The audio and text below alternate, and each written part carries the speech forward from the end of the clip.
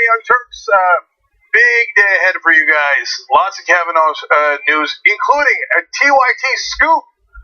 We have an important breaking news on something we have discovered about Kavanaugh, and it might go to his state of mind and what did he know and what the Republicans know before the allegations.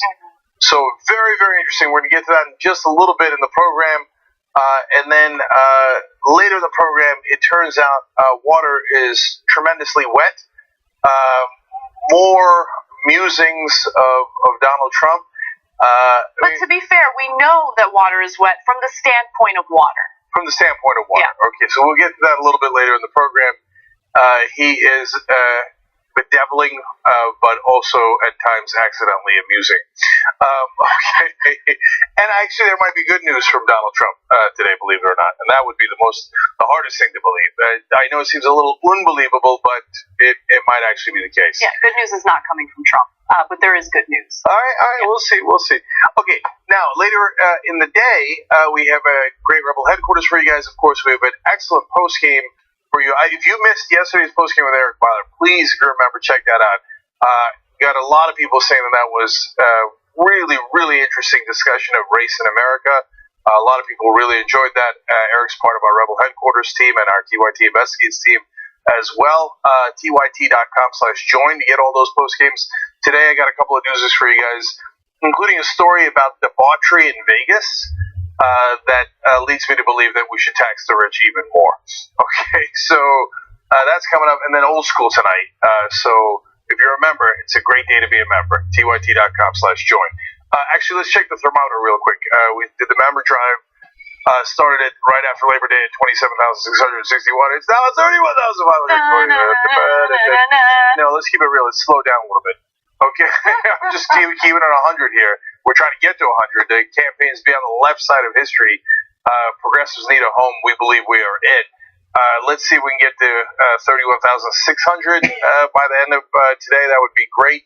It's not asking for a lot, but any of you that care about us fighting for progressives and getting our dozens of shows, that would be it's a great time to do it. Okay. So, let's get started with Kavanaugh. What do you got, Ed? All right, lots of updates on the Kavanaugh story. Some of the schoolmates who are personally, who have personally known the victim in the Brett Kavanaugh case, Christine Blasey Ford, Dr. Ford, are coming forward and they're sharing their experience going to school with her and also some of the things that they heard while they were going to school. And one of the latest examples includes a woman by the name of Christina Miranda King. She went to school with Dr. Ford, and she shared her perspective in a Facebook post, which soon went viral. She didn't expect the circus that she would then be pulled into, but I think it is important to share her perspective with you. Now, keep in mind that what she shares is not specified based on who she got the information from. So we don't know whether or not this is something that she heard because Dr. Ford spoke about it, or if Kavanaugh spoke about it, or if Mark Judge spoke about it. But here's what she shared. Christine Blasey Ford was a year or so behind me. I did not know her personally, but I remember her. This incident did happen, and here's what she says following that. Many of us heard a buzz about it indirectly with few specific details. However, Christine's vivid recollection should be more than enough for us to truly deeply know that the accusation is true. So apparently people had heard vague details about that occurrence. And remember, Dr. Ford said that she hadn't spoken to anyone about it until she went to couples therapy with her husband in 2012. So, I'm curious personally, if this was spoken about back then, where did these details come from? Dr. Ford said that she hadn't spoken about it. But remember, she said that she locked herself in a bathroom and then ran out of the house. So it's when she heard the guys finally go downstairs. So it is entirely possible that other people in the party saw that, or they heard it from Kavanaugh or Judge, and then those rumors spread around the school. Now, if you were in a court of law, this would be pretty weak evidence. It's secondhand. It's from 35 years ago. It's unclear how she heard it, and she heard rumors. She didn't directly witness it. Now, in terms of whether it affects your point of view on whether it happened or not, well, I always try to think of it in two ways. One is, what if the shoe was on the other foot? And the second is, just being human related to my own experiences. So I remember, and I won't get into the details of it, a particularly stark story that was a rumor in my high school. And so does that mean that it definitely happened and that it definitely happened in the way that I remember? No. But if that story came about in a setting like this, where it was either a Republican, let's say a conservative or a liberal justice that was up for the Supreme Court, and people said, that person accused the other person of this, I'd say, well, I definitely remember that story being told in high school. Now, that doesn't mean that it happened exactly in that way, but it does mean that certainly people knew about it back then. It's not a figment of someone's imagination. So it's just that. So when I look at it from that human perspective and my own perspective, I think it makes it a little bit more likely that it's true. Just a little bit. I mean, yeah, sure, a little bit. I would take this with a grain of salt. However, there is a bigger, effort being taken by people who want to back Dr. Ford, and these are people who went to school with her, who knew her personally, and they have signed a letter stating that they not only support her, but they believe her because they also experienced an environment where the boys at this elite school acted a certain way. And I didn't know this, but Julia Louis-Dreyfus is one of those people who signed the letter. She actually went to the girls' version of this elite school. And so she shared the letter on Twitter, and she also said, I was class of 79 and signed this letter. And to give you some more information, the girls' school is Holton Arms. And it says that Dr. Blasey Ford's experience is all too consistent with stories we heard and lived while attending Holton. Many of us are survivors ourselves. So 200 women have signed that so far. And I think that means something. Yeah, I think that Christina Miranda King's comments are more relevant than that letter. That letter is relevant to give you the context of the times, but it says nothing about Kavanaugh or that particular party or that particular incident. It's just a number of women saying stuff like that used to happen with quite regularity. That's pretty vague. Just gives you some context. That's all. Doesn't mean that it's useless. It's that context is important. So 5 former federal prosecutors wrote an op-ed today talking about why they believe that Christine Blasey Ford's version of the story is very credible. And so I just want to go over real quick for you guys, because some of the stuff they were saying backs up what we've been saying for a couple of days. They said, look, the fact that she told the therapist back in 2012 about this incident, and that would take in, as prosecutors, we would look at that very, very seriously. Like, why would she make that up 6 years ahead of time for something she has no idea would happen today? Regarding that person. She took a polygraph test. They said, look, it's not admissible in court, but we know in our experience that it is. It's relevant. It's an important piece of data that she wanted to take one, took one, and passed it. She is not particularly political, so doesn't have a deep motive here. If she worked in politics for some portion of her life or today, you might question her motive more. I like that they're thinking at it from a prosecutor's point of view as to what makes sense and what doesn't. And one more. So one real quick, and we've mentioned this in our prior stories covering this. While she hasn't worked in politics, she has been a Democratic donor, and not a huge donor, but she's given small donations to Democratic candidates. So just to be fair, it's not like she hasn't had anything to do with politics. Yeah, no, but I mean, she voted. I hope a lot of you vote. I don't think that's a big thing. And their donations are small. They're not these Soros, Koch brothers kind of. She's not like a big donor in that sense. Right. She's like a regular person who gave a little bit of money from time to time. So she cares about politics, but doesn't work in politics. Yeah, exactly. I just want to be absolutely clear. Yeah, that's right. And then the last one is the one we've been mentioning for a couple of days, which is that they say if someone is making up a story, remember these prosecutors have had to deal with people making up stories, and they got to decide, do you prosecute the case, do you go forward, or do you not, right? They said for her to put a defense witness in the room makes no sense at all. Knowing that Mike Judge, the other person in the room, is friends with Kavanaugh and would likely be on Kavanaugh's side, if you were making up the story, you just wouldn't put him in the room. It's just, all that could do is hurt you. So the therapist one and the Mike Judge one are really good evidence that there's excellent reasons to believe her. She could still be wrong, she could remember wrong, etc. But when you add in today's news about, Julia Louis-Dreyfus backing her, that's tiny. I mean, she happens to be a celebrity. You could technically say the vice president has backed her since she stars in Veep on HBO. But I think the Miranda King one is a little bit more relevant because we remember that rumor as just one more piece of evidence on top of what is already pretty good evidence that she didn't just make this up out of nowhere. Right, and for me, it's not about us deciding whether or not Brett Kavanaugh is guilty. I mean, we can have our opinions. What's important is for an investigation to take place by the FBI. The FBI wouldn't do a criminal investigation since this isn't considered a federal crime. It's considered a crime on a state level. But the FBI would do what it was doing during the Anita Hill, Clarence Thomas sexual harassment case. They wanted to provide information so the Senate can vote based on, all the information available in regard to the accusations. And that's what the FBI should do here.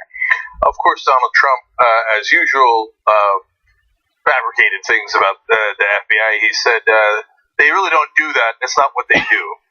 Not remotely true. They do it all the time. It's called a background check.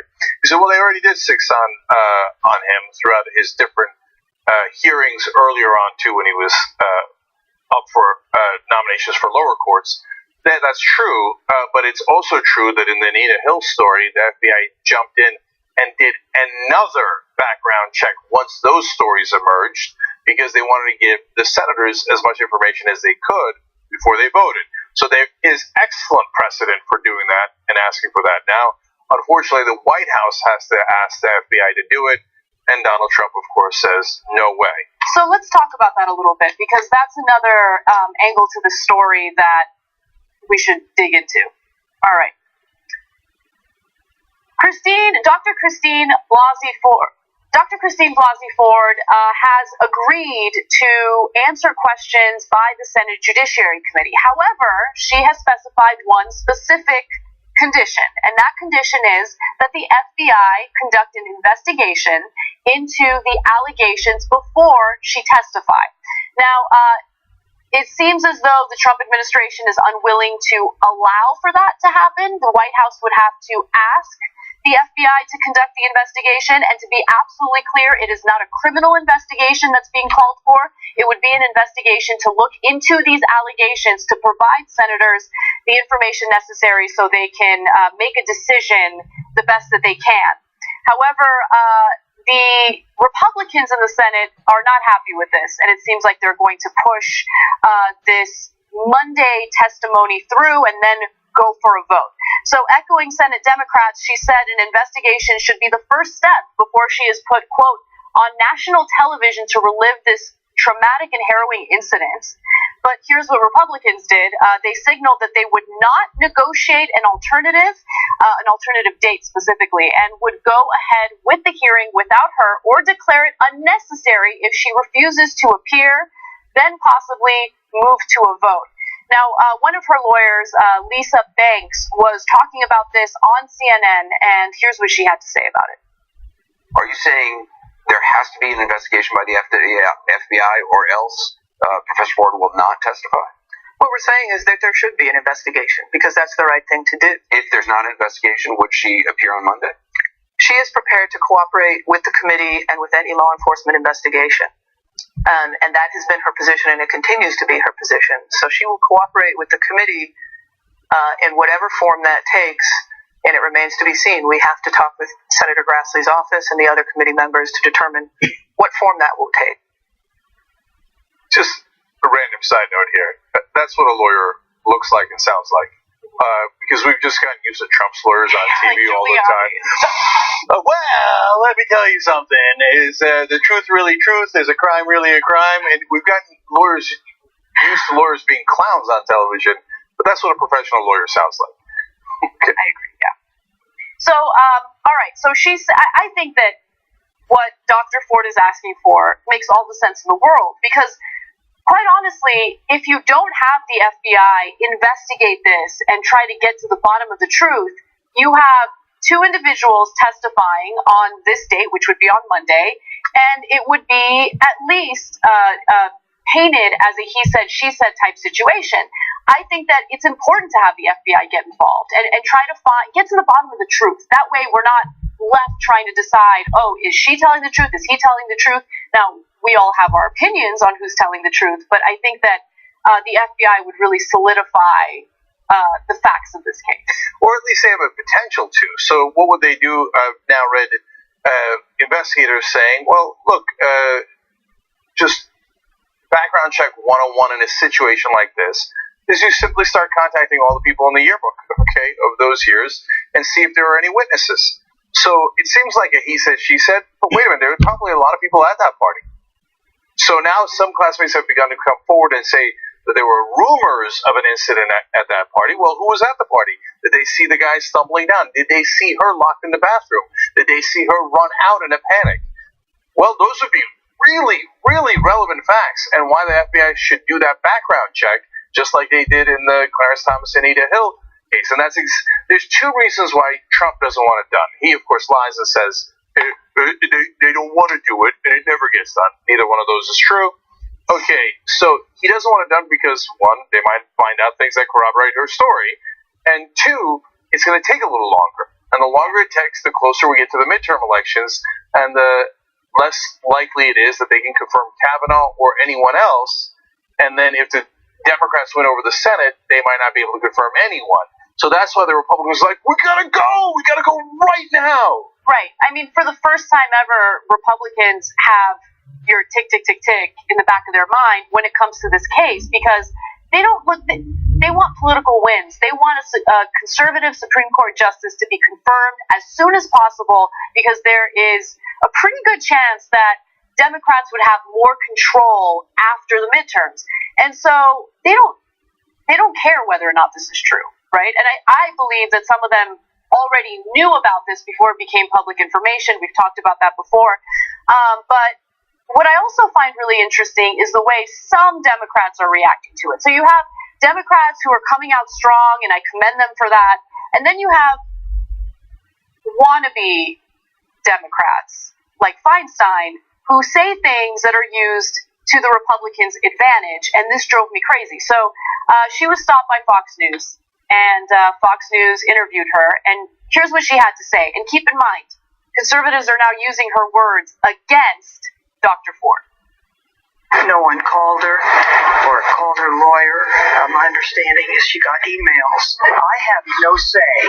I'm the lead Democrat, so this is all up to the Republican side. I can't say everything's truthful. I don't know.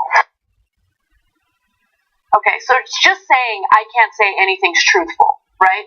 Like, you'll have one political party who's like, she's lying, we don't believe her, right? They have no problem saying they don't believe Dr. Ford right off the bat, even though they have no idea. And then Feinstein, just don't say, I don't know if she's telling the truth. I mean, that's a fair statement in a real world where things aren't as dirty as they are here in the United States. Keep that to yourself. Find a way to finesse the situation and say something that's going to play better, so your own words won't be used against Dr. Ford. The way I would have handled it is I would have said, I think it's important. I'm inclined to believe the client, but I think it's important for the FBI to investigate this and get to the bottom of the truth. Yeah, and unfortunately, Feinstein keeps slipping up and framing things from a Republican perspective. She's done it many times before. And Anna's right that this is not a normal situation where if you're having a conversation between friends, you want to be fair and say, look, I don't know that it definitely happened. That's a fair statement.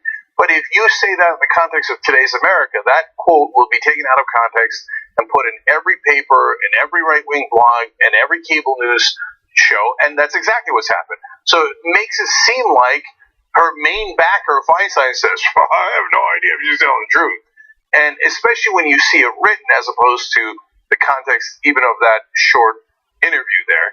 So it's the Democrats are quite often frustrating. But look, but from a person who wants to get at what's real instead of just picking sides, I wish they would all come at it with a more open mind. Mm-hmm. So a bunch of the Republicans have already said, oh no, she's definitely quote unquote mixed up, and that's their play now. That it's possible that this did happen, but it wasn't Kavanaugh. She's mixed up. That is the talking point that they're now repeating over and over again in the news cycle. Yeah, and a whole bunch of them like corner and say, no, just no way, not true. Again, how do you know you didn't talk to her? You won't let the FBI do the background check. You won't talk to witnesses, and so to be fair to the Republicans, a couple of them did come forward, like Corker and Flake, and say, no, we got to hear people out. Which leads me to my last point. Corker changed his tune, though. No, I know he did. Yeah, Corker said Republicans extended a hand in good faith. If we don't hear from both sides on Monday, let's vote. No, I know. And so I don't agree with him, of course. I think they should have the FBI do the background check and not just for political reasons of wanting to delay it, but like, let's find out. I mean, again, Judge Napolitano, we live in strange times, made a good point on Fox News where he said, look, if they don't take their time to find out what actually happened, it's going to stain Kavanaugh forever. So maybe he didn't do it, but if you just rush through it, people will always have that question mark over him. And so now, given that, I still think she should testify. And so let's talk it through. But I would not testify. I wouldn't. And I had the same opinion as you until I looked into it further. The reason why I wouldn't testify at this point is because Republican senators they've made up their minds. And so is there any possibility that having her testify would change their minds? At this point, no. They've made up their mind. However, there is a possibility if you have the backing of the FBI. Remember, the FBI, Dr. Ford is the one asking the FBI to do the investigation. I think that that's powerful by itself, because that means, no, I want them to get to the bottom of this, and I want to have what they're going to find is going to back me up. That's what it messages to everyone, in my opinion. So having any possible evidence or information that the FBI could have would help strengthen her testimony. Otherwise, she's just going to testify in a room full of dudes who have already decided that she's making things up.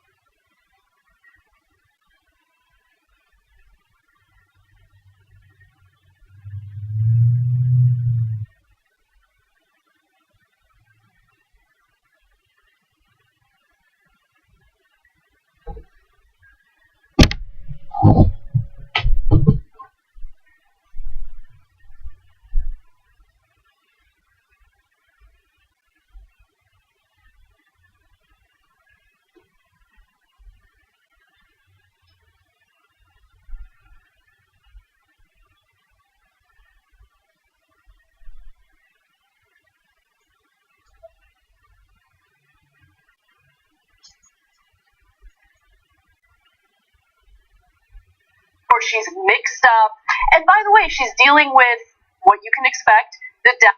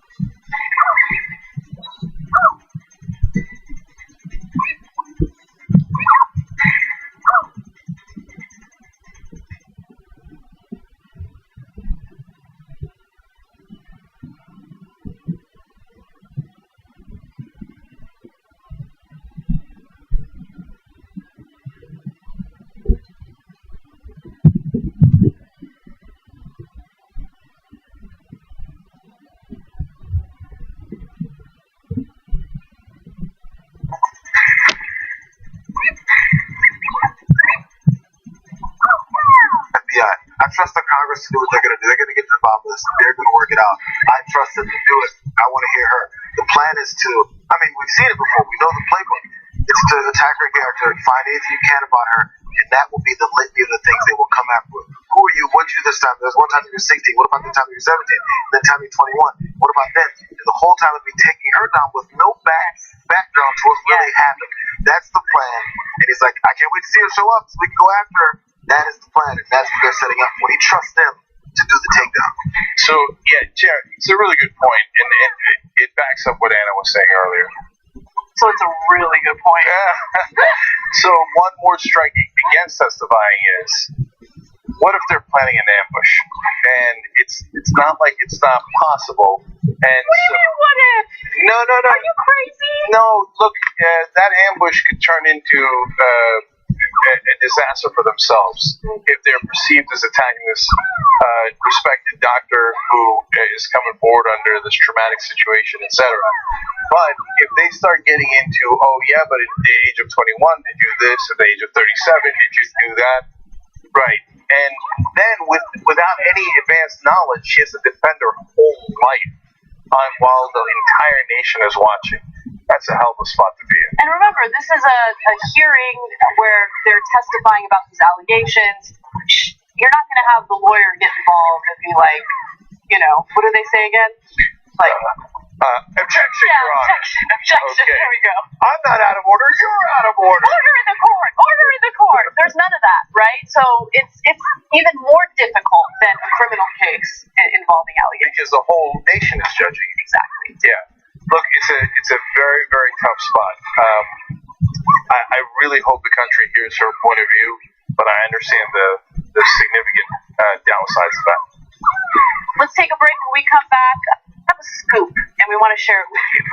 Yeah, it's an important story that TYT investigates. It's about Kavanaugh, and I don't want you to miss it because it could make a big difference. We'll do that when we return.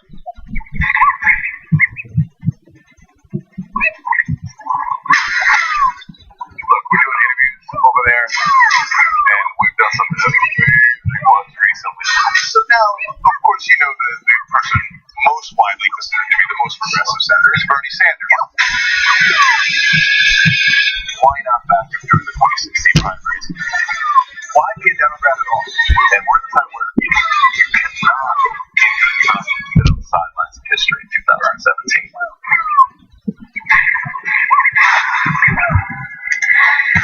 Consumer products sold under the Teflon brand are safe. DuPont did in fact ask EPA to make those statements, correct? That's correct. When I was pregnant with Becky, I worked for DuPont around Teflon. They tried to blame me. They said it was something that I did. The more they would tell me that, the more suspicious I got. You did see there was a substantial risk to the women at the DuPont plant. No potential risk to the women. No potential risk to the fetus. It's used in consumer products, manufacturing products. The applications were endless. These Teflon and Scotchgard chemicals permeated the living world.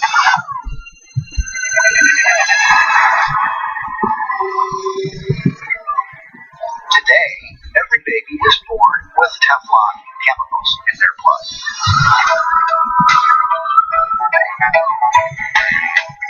DuPont and another company called 3M had been studying this chemical dating back to the 1950s and 1960s. Did you work with a lot of other people that have been sick or died, or Carol Kaplan, Jim Broadwell, Joy Weaver, Steve Bailey, Lon Carr? They are aware of the risk of the product. Risk is relative. If I go out here and sprinkle arsenic, they'd arrest me for murder. He lied, and they're still lying. Everybody in this area, one way or another, is connected to DuPont. You go dealing with somebody's livelihood, you're going to have problems. There was a discussion about, do we need to come up with something in our production that's not going to cause these problems? They conclude if we launch something new, it's going to cost us a lot of money. We have to stick to the devil. Was I getting paid? What do you think?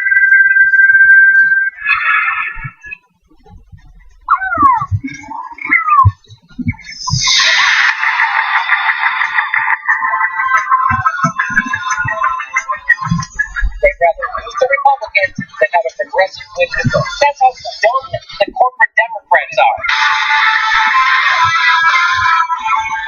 Democrats who want to smoke the state, at the end of the day, they're the ones who push the right wing agenda.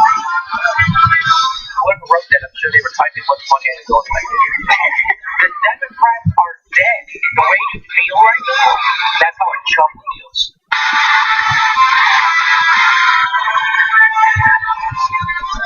Yeah, not 3,000.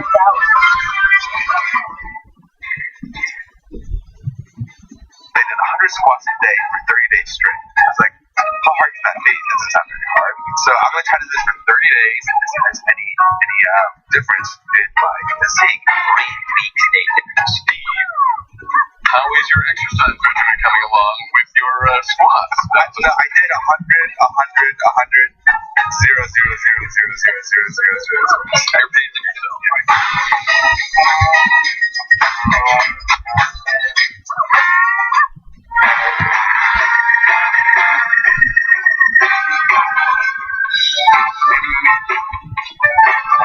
Back on the Young Turks.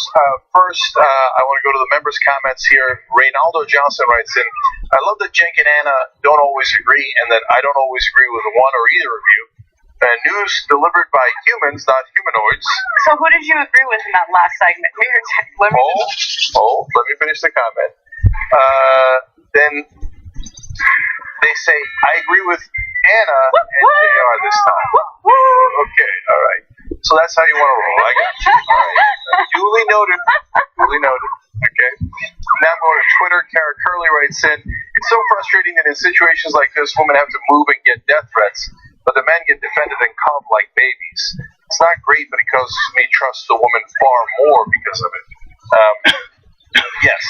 Right now, as Trump said, oh my God, I feel so bad for him and so unfair for him. Meanwhile, she's in hiding, worried about her life. Hiring private security, right, by the way. With her own I don't know how she's going to afford those lawyers and the private security, and people have no idea how that ruins your life financially, too. Okay, Santos Juante writes in, Republicans waited an entire year for the presidency to end before filling a vacant SCOTUS seat. What's the rush? Another great point, and of course they don't care about that hypocrisy, but they waited 14 months and did not fill Merrick Garland, that seat for Merrick Garland. So, but now all of a sudden they're like, we got to vote by Monday. We have one more thing that I want to tell you guys about. A lot of you have been asking, hey, look, I'm already a member. Can I also donate or give money somehow to support what you guys are doing? My answer to that is, okay. So we literally came up with tyt.com/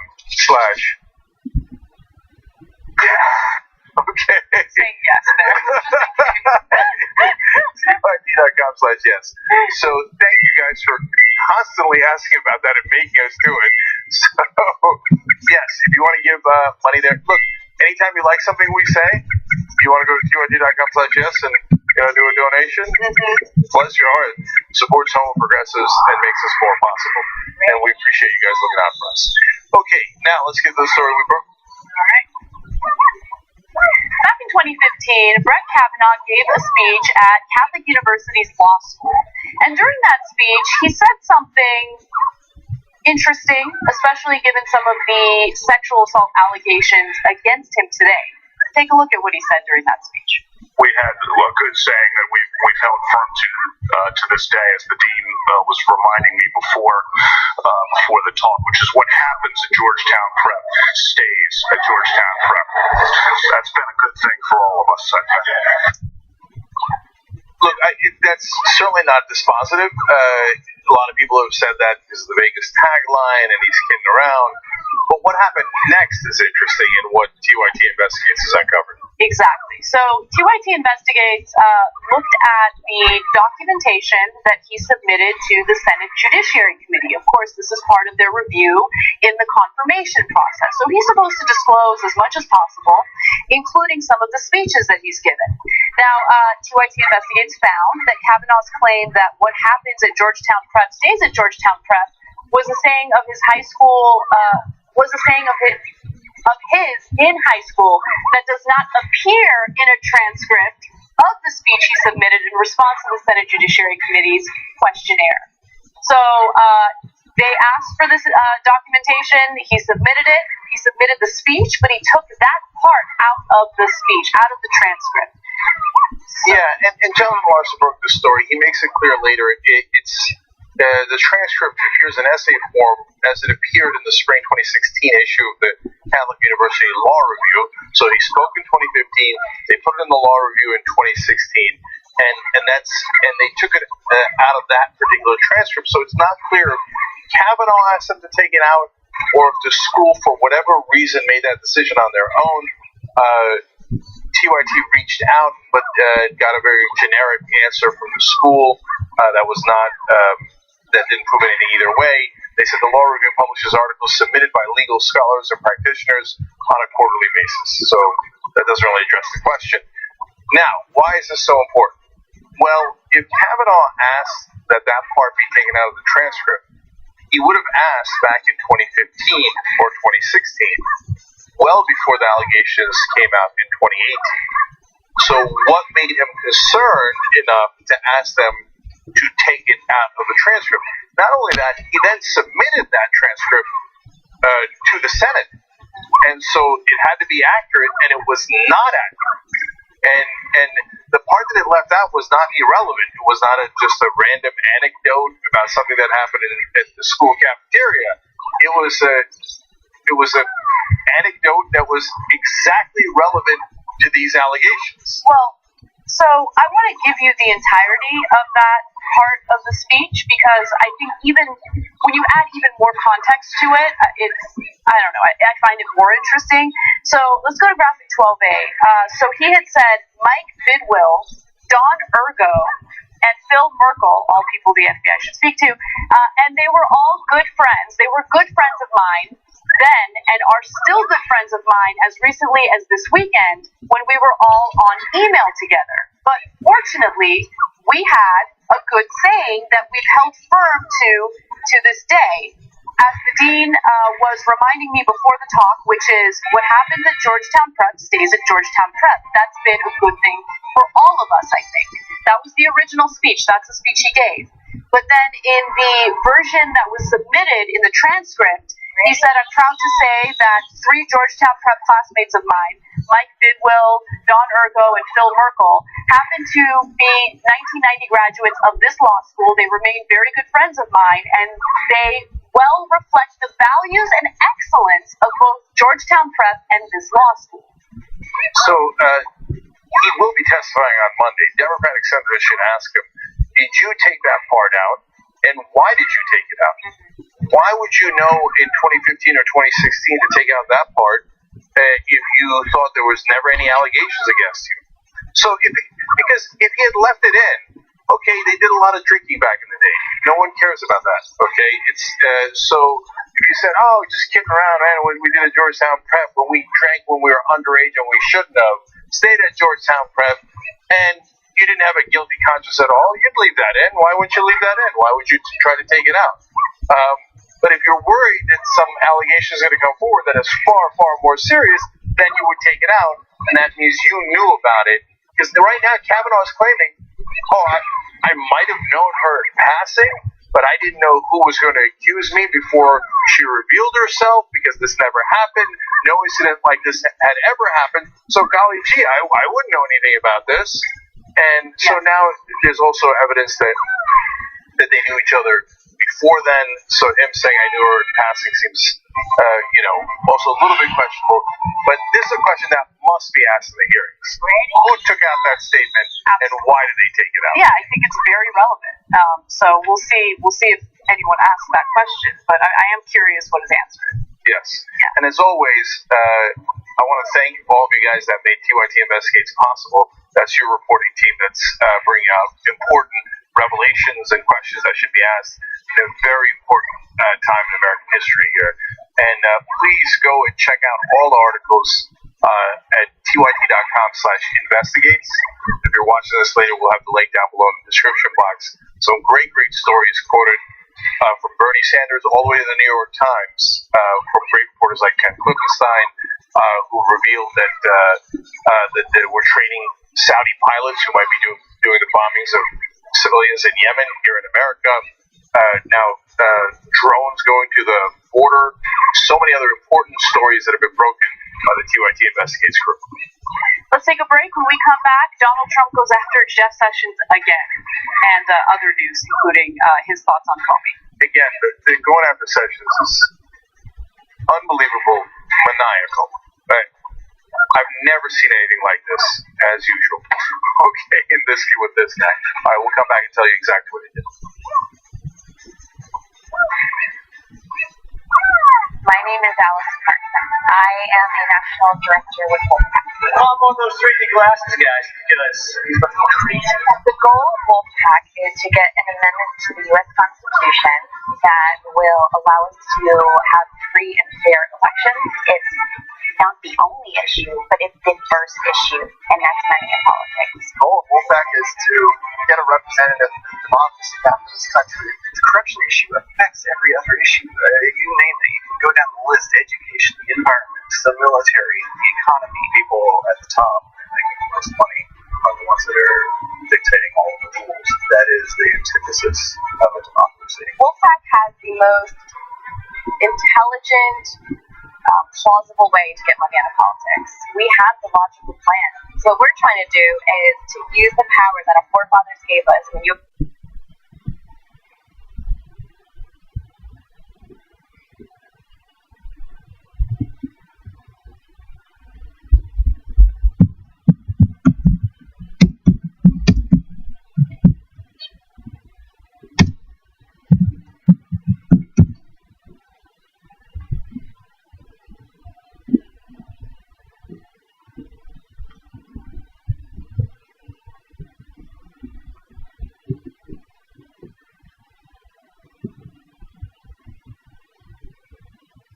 Maybe an unexpected guest will photobomb you out. Yep, it's him. Oh yeah? Is it him, buddy? Who is it? You didn't say who it was. Now I gotta Google it. Who is it? Oh, Michael Jackson? Okay, well, how do I know that it's not him? Or him? Or even him? Maybe even him? Yep, it's him always. Yep. Yep. Yep.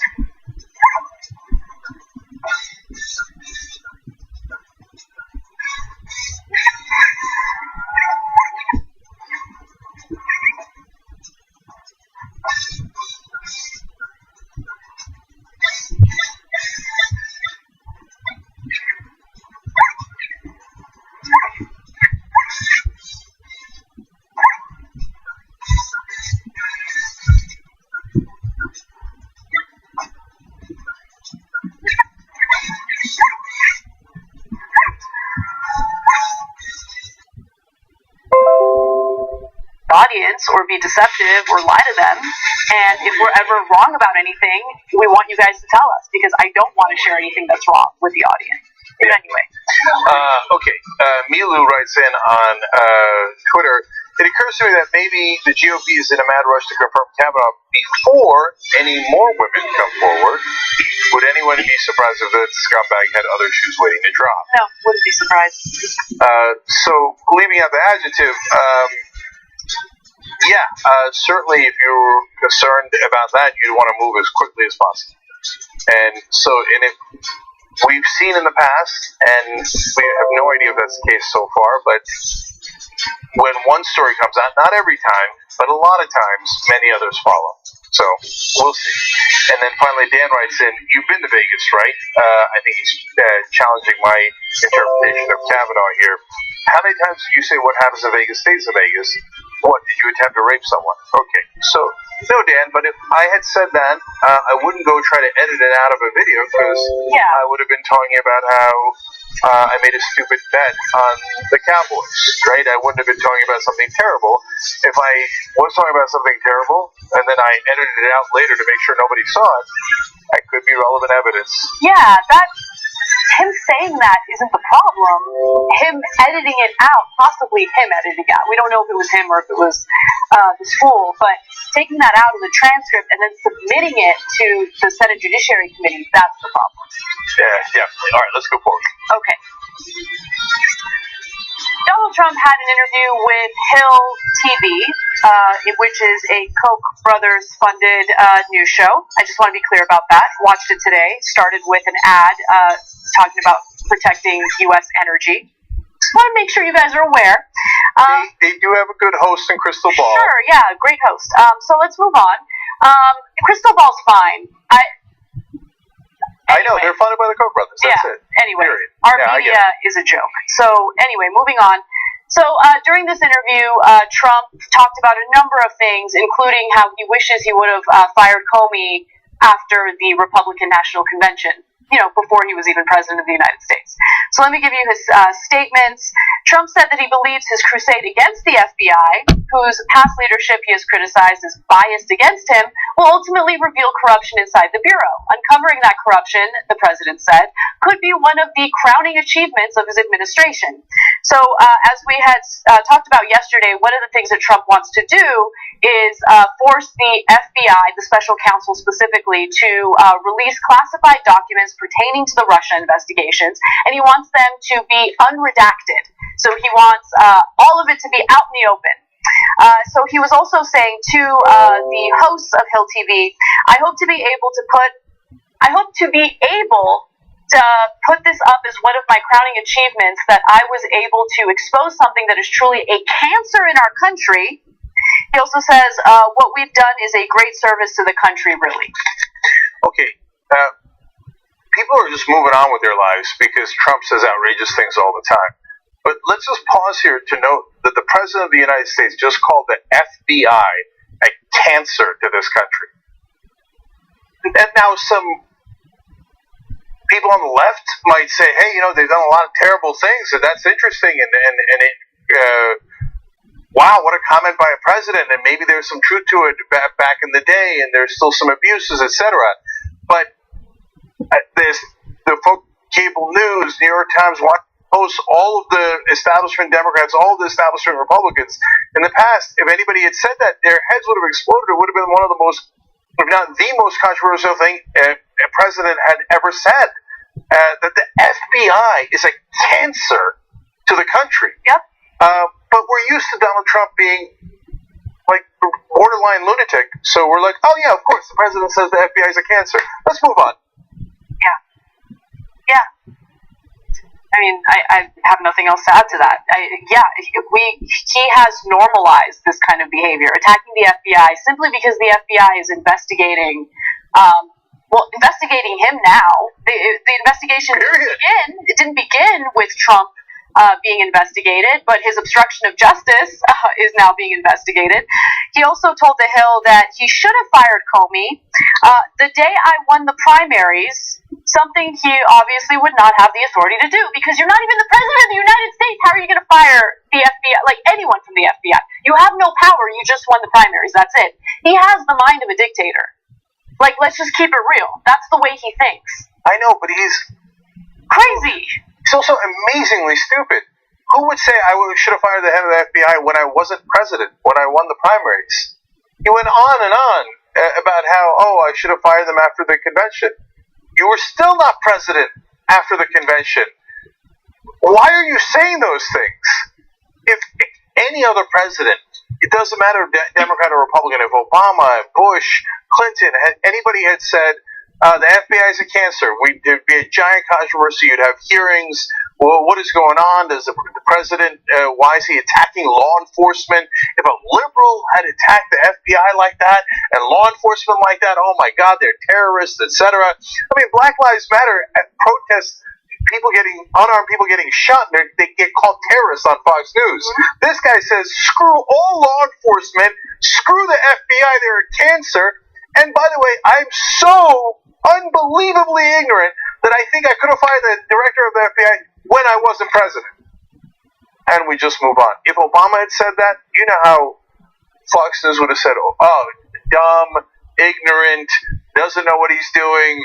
Mustard on a hamburger. Okay? Let's all remember those things. Mustard on a hamburger, tan soup. Those were national scandals according to conservatives. Okay. By the way, just to be clear, obviously Obama wasn't perfect. He of course had flaws, but those were the flaws that were ignored by the media, right? The killing of civilians abroad through drone strikes and signature strikes. No one cares. Who cares, right? Fox News like that. That's why they pick mustard on a hamburger to criticize him for. It's so pathetic. I mean, every time we remember that, it's amazing.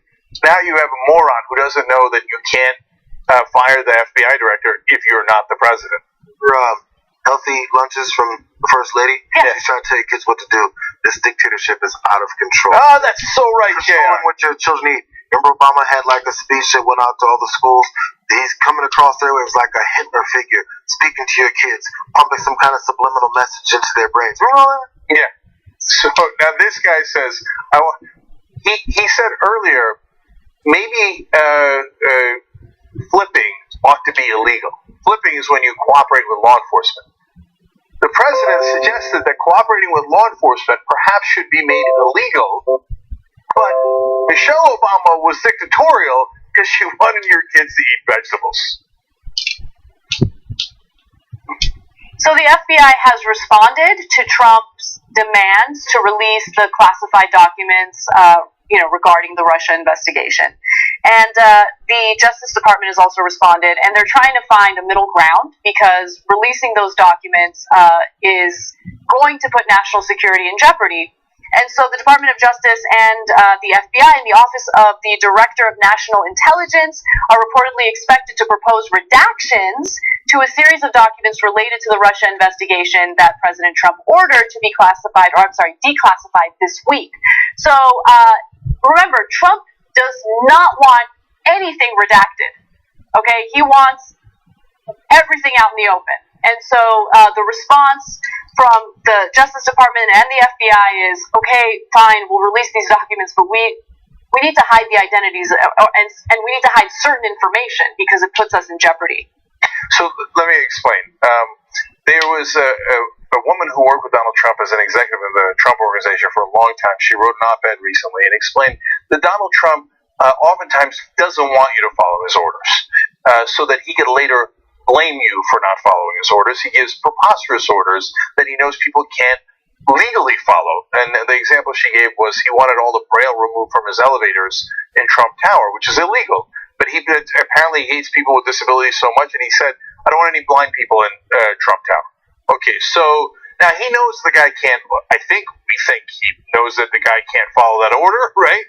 So he tells the FBI, release all of the material that you have about the Russia investigation as it relates to Orr and Comey and Strzok, etc. The FBI says, but wait a minute, that might reveal our sources from where we got the intelligence from Russia, and it might get them killed, it might endanger national security, what Anna was referencing there. And he's like, I don't care, just release them. They're like, finally, today, they'd be like, no, we're just not going to follow that order. No, we're going to redact it so we don't get people killed. Sorry, not going to follow it. Later, of course, you'll say, oh, the stuff they redacted, that's where the real witch hunt was. That's where the conspiracy, because here's another amazing part of this sequence of events today. So they asked Donald Trump, well, you say that the stuff that they're going to release will show that it actually was a witch hunt. That's an amazing claim, because no one actually believes that it's a witch hunt that was meant to take down the Trump presidency, right? And so they're like, so what's in there? And he says, oh, I don't know, I didn't read it. Wow. Just when you think he can't get any dumber. There's no bottom to that ignorant barrel. So, you didn't read it, then how do you know it proves you're right? You don't know what's in it. He's like, well, I'm sure it's a witch hunt. They're just going to show that it's a witch hunt. Oh, Jesus. Yeah, intellectual curiosity is so low, he doesn't even want to save his own behind in doing so. He can't. There's some chance he can't read. Like, who doesn't read the documents that either shows you're guilty or not guilty, or that the investigation is fixed against you? How could you, like, either you have such little intellectual curiosity that you have broken every conceivable record on planet Earth, right? Or maybe you literally can't read. Well, I mean, I don't know. I feel like you need to have a decent attention span to investigate things like that, right? Because these are not documents that have the same type of language that you would see in the National Enquirer, right? Like, I think he might have he can read, I think, but not like, legal documents, investigative documents. Those are difficult documents to read for the average person. And the average person is a million times smarter than Trump. So imagine him with like a 5th grade reading level trying to understand. No way it's 5th grade. No way it's 5th grade. I'm not kidding. My son's at 3rd grade and can read way better than Donald Trump. And look, this is a fact. I love this debate. No, but it's absolutely true. So every single person, including in his own White House, says he cannot read past the page. That's why they used to have the briefings about national security that were 4 pages. He's like, 4 pages, I'm out. There's no way. I don't care if on page 2 the Martians invade or Al-Qaeda hits us again. I don't care. I'm not reading to page 2. I don't believe he has the capacity to read past 1 page. And then they found out he has trouble reading 1 page, so they started putting pictures in and graphs in and kept mentioning his name so he would pay attention. He doesn't read graphs. So, whatever the reason is, I don't know if it's dyslexia, I don't know if it's just an enormously low IQ, I don't know if he just never learned how to read. I believe that he could read a sentence, I think, right? But, sure, because he writes tweets. He writes tweets, to be fair, right? Barely. Right? But barely, and constantly misspelled. Weird grammatical errors, weird capitalization, nothing makes sense. He's unbelievably ignorant. And I think even on stuff he deeply cares about, he actually physically cannot read past the page. That's amazing. Wow. That's amazing. And by the way, he also is not self-aware enough to try to hide it. To be like, well, of course I read what was in the documents, and it's damning of Peter Strzok and his conspiracy against me. And they're like, did you read it? He's like, no. Yeah. All right, so there's some other stuff we got from the interview, so let's get to that. During an interview with Hill TV, Donald Trump decided that it was a perfect opportunity to attack Jeff Sessions again. And so he claims that I don't really have an attorney general. Let me give you his exact quotes. There it is. I don't have an attorney general. That was one of his quotes. I mean, it's such a Trump quote. Because on one level, what does that even mean? Right? By the way, like, he's not your attorney general. He is the United States Attorney General. So to some extent, like, he doesn't understand what the role of the Attorney General is. He thinks that the Attorney General is a publicly funded personal lawyer. That is not what the Attorney General is supposed to do or act as. You know? Yeah. So if you're trying to understand it as a rational person, and any president comes and says, I don't have an Attorney General, you're like, oh my God, what happened to the Attorney General? Is he okay? Like, was it a car accident? What happened, right? So then you go, okay, all right, so that normal president, that's his way of attacking his attorney general, which let's again pause to note that if any other president was actively attacking his own attorney general, it would be the biggest scandal by an order of magnitude for Obama, Bush, Clinton, etc. What do you mean you hate your own attorney general and you think, he said at one point in another interview, what kind of a man is he? Oh my God. It's just unreal. Okay. So, just to remind everyone in case you forgot, the reason why he hates Jeff Sessions so much is because Jeff Sessions had to recuse himself from the Russia investigation. That's it. He wants Jeff Sessions to defend him and wants him to essentially break the law. I mean, Sessions did the right thing in recusing himself. He doesn't do a lot of right things, but he did the right thing in recusing himself here. And that's why Trump hates him. Now, he also gives other reasons for why he's upset or angry at Jeff Sessions. He says, it's very sad. I'm not happy at the border. I'm not happy with numerous things, not just this. Okay, so he's not happy with the border. What do you mean? Jeff Sessions gave you everything you wanted with the border. He went on tour talking about how the zero-tolerance policy is going to be a fantastic deterrent. I mean, he played along with you. Why are you upset with the border? No. So let me explain that. So first of all, again, it's a total Trumpian sentence. I'm unhappy with the border. At the border. Okay, okay, all right, fine, let's get past it. Okay, Mr. Border, I am so unhappy with you. Okay, so why is he doing this? Because his advisors have told him, hey, dumbbell, you keep saying that you don't like Sessions because he recused himself from an investigation about you. If you fire him, it will clearly be obstruction of justice because you're unhappy that he didn't block an investigation of you. So what should you say? Next time we know that you're a dumbbell and can't help it, and we'll say the thing about the Russian investigation, but could you also please add that you're mad at him about other things? Note to Trump's advisors, you must fill in the blanks. So he's like, oh, well, then I'm also mad at him at other things. No, yeah. Guy, you got to spell it out. He's like, okay, I'm also mad at the border. That's it. That's all he had. So a sophisticated denial would be, first of all, if he was capable enough to cover things up, and that's why I always said he's going to get caught because he's too dumb to cover anything up, he would have never mentioned the recusal. Instead, he would have picked something else that Jeff Sessions had done slightly wrong, and not the border, because Jeff Sessions has agreed with him 110% at the border, so that's a poor example. He would have picked something that Sessions had disagreed with him a little bit on and go, oh my God, what I'm really perturbed by is Jeff's actions in regards to this. Look, he's my attorney general, but I really got to consider this when I take into account his tenure here, and but we're considering all of our options. Yeah. And then later when you fire him, you'll say, oh no, it wasn't to cover up. No. It was because I was concerned about what he said about marijuana. I really think marijuana should be, up to the states. Yeah, I mean, look, those are the dirty politics that we're accustomed to, right? Those are the, I guess, smart, strategic things that politicians do that honestly we find repulsive. But at the same time, it's a smart tactic, smart strategy. Trump isn't capable of that. You're right. And so there's something interesting about his transparency because it really does give us a sense of the way he thinks. At least we know what he's thinking. But at the same time, it also makes us confront the fact that our president is the least smartest person that we've ever encountered in politics. Yeah, but again, he could. So in another interview with the New York Times, of course, he had said, how do you take a job and then recuse yourself? It's extremely unfair. That's a mild word to the president.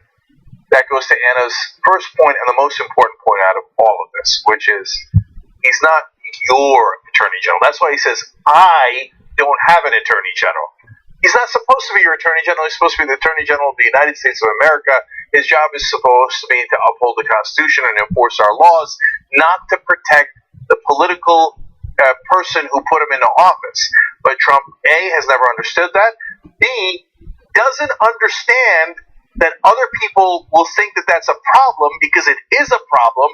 It's not how our democracy works. It's not how our government works. But he's too stupid to understand that other people will say, hey, knucklehead, you seem to be doing obstruction of justice. He's not your attorney general. He's the country's. He's like, no, he's my attorney general. Why isn't he protecting me? And he recused himself. And now I'm so unhappy at the border. Okay. One other thing that I want to mention about this. So, I want to give some of Trump's base some credit, because it appears that this whole Jeff Sessions thing and the way that Trump is handling, his public commentary in regard to this investigation is turning some of them off. Oh. So, I mean, look, we've already seen some of it when we've had some of the TYT reporters go to the rallies and talk to. These are Trump supporters. They're at the rallies. You don't go to a rally unless you're part of Trump's base, right? Or a reporter. And many of them, when they're asked about this, will say, we don't think the president's above the law. We don't think that he should fire Mueller. We don't think that he should be making these statements about Sessions. And even on social media, some of the public figures who are part of Trump's base, the Ann Coulters of the world, they hate the Sessions stuff. And so, by the way, I'm not giving her credit, but I do want to give the average Americans out there who are supportive of Trump credit if they do feel this way, because this is Trump showing that he believes he's above the law. And remember, his whole campaign platform was about, I'm the law and order president. I mean, that was the thing at the RNC, was front and center. We support law enforcement, law and order president. Not really. Yeah, so Eric Byler, who did some of those interviews for us on Rebel Headquarters, was on the postgame last night. You please check that out if you remember, because we talked about, unfortunately, some conservatives' view of law enforcement is not to protect and serve all the citizens, but it is to protect and serve them against some of the other citizens, right?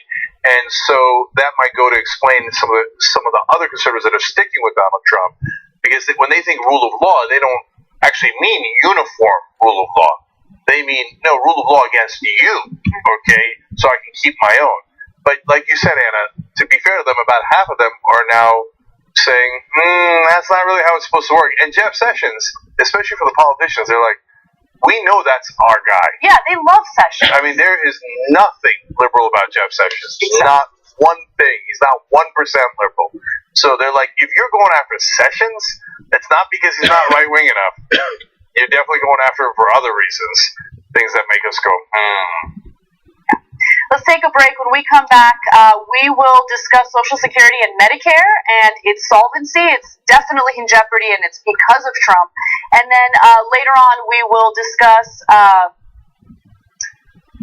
Gary Cohn and his statements about banks and how maybe banks weren't really at fault for the economic collapse. No, it turns out it was your fault.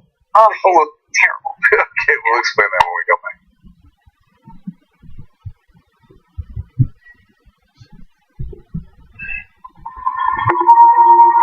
We have this idea in this country that when it comes to healthcare, more is better. You can't be too thin or too rich, and you can't get enough healthcare. We all come to a similar conclusion that about 30% of U.S. healthcare spending is devoted to unnecessary services, and that's $800 billion a year. You don't have a significant blockage. You have to remember that one person's waste is nearly always another person's income.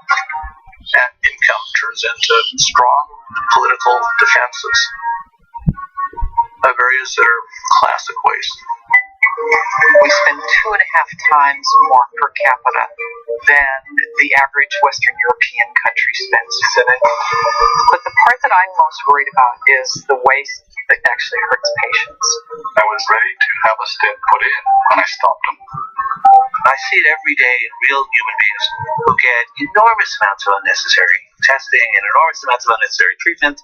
And then the irony, of course, is that when we look at the Health Olympics and how we come out in the world in terms of health outcomes, we end up doing terribly. We're just below Slovenia or next to Costa Rica. When we spend more, the outcomes are oftentimes worse. How can that be? It might be so unfair. Everything we do in healthcare is innately dangerous. It's sometimes extremely difficult to walk that thin line between health and harm. You step over it fairly routinely. I got a phone call that confirmed that I had cancer. And I said, life as we have known it is over. If you add up medical errors relationships, drug interactions, and hospital-acquired infections, medicine itself is the third leading cause of death in this country. Of course I don't want to die. I'm paid more when I harm my patients. I'm paid more when I do more, even if it's not beneficial. I don't want to live like a bitch. When payment incentives are aligned towards more care, when their worries about defensive medicine are aligned towards giving more care, when their patients seem to want more care, and when there isn't really good evidence about what care is the right care, it keeps driving in the same direction towards more and more and more. Hang in there. Every day is a miracle. The big entitlement programs, Medicaid, Medicare, Social Security, with the vast majority being Medicaid and Medicare, they're on autopilot. They automatically increase year by year.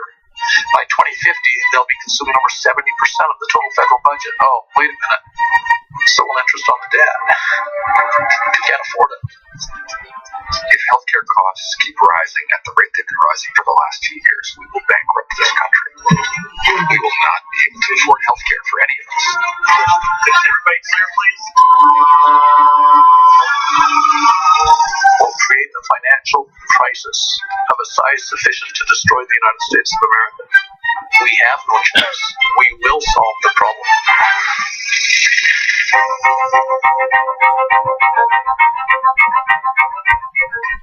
My name is Cassandra Hank. I've been with TYT for 3 years. I am a video editor and a photographer. The main perk for working with TYT is of being their main photographer. I get to photograph and sometimes meet some of the celebrities that come through. Susan Sarandon was amazing because she brought her dog Penny. Tom Morello is probably my favorite because I love rock music. Meeting people like Joss Whedon and Quentin Tarantino is some of the reasons why I got into filmmaking and photography was like a dream come true.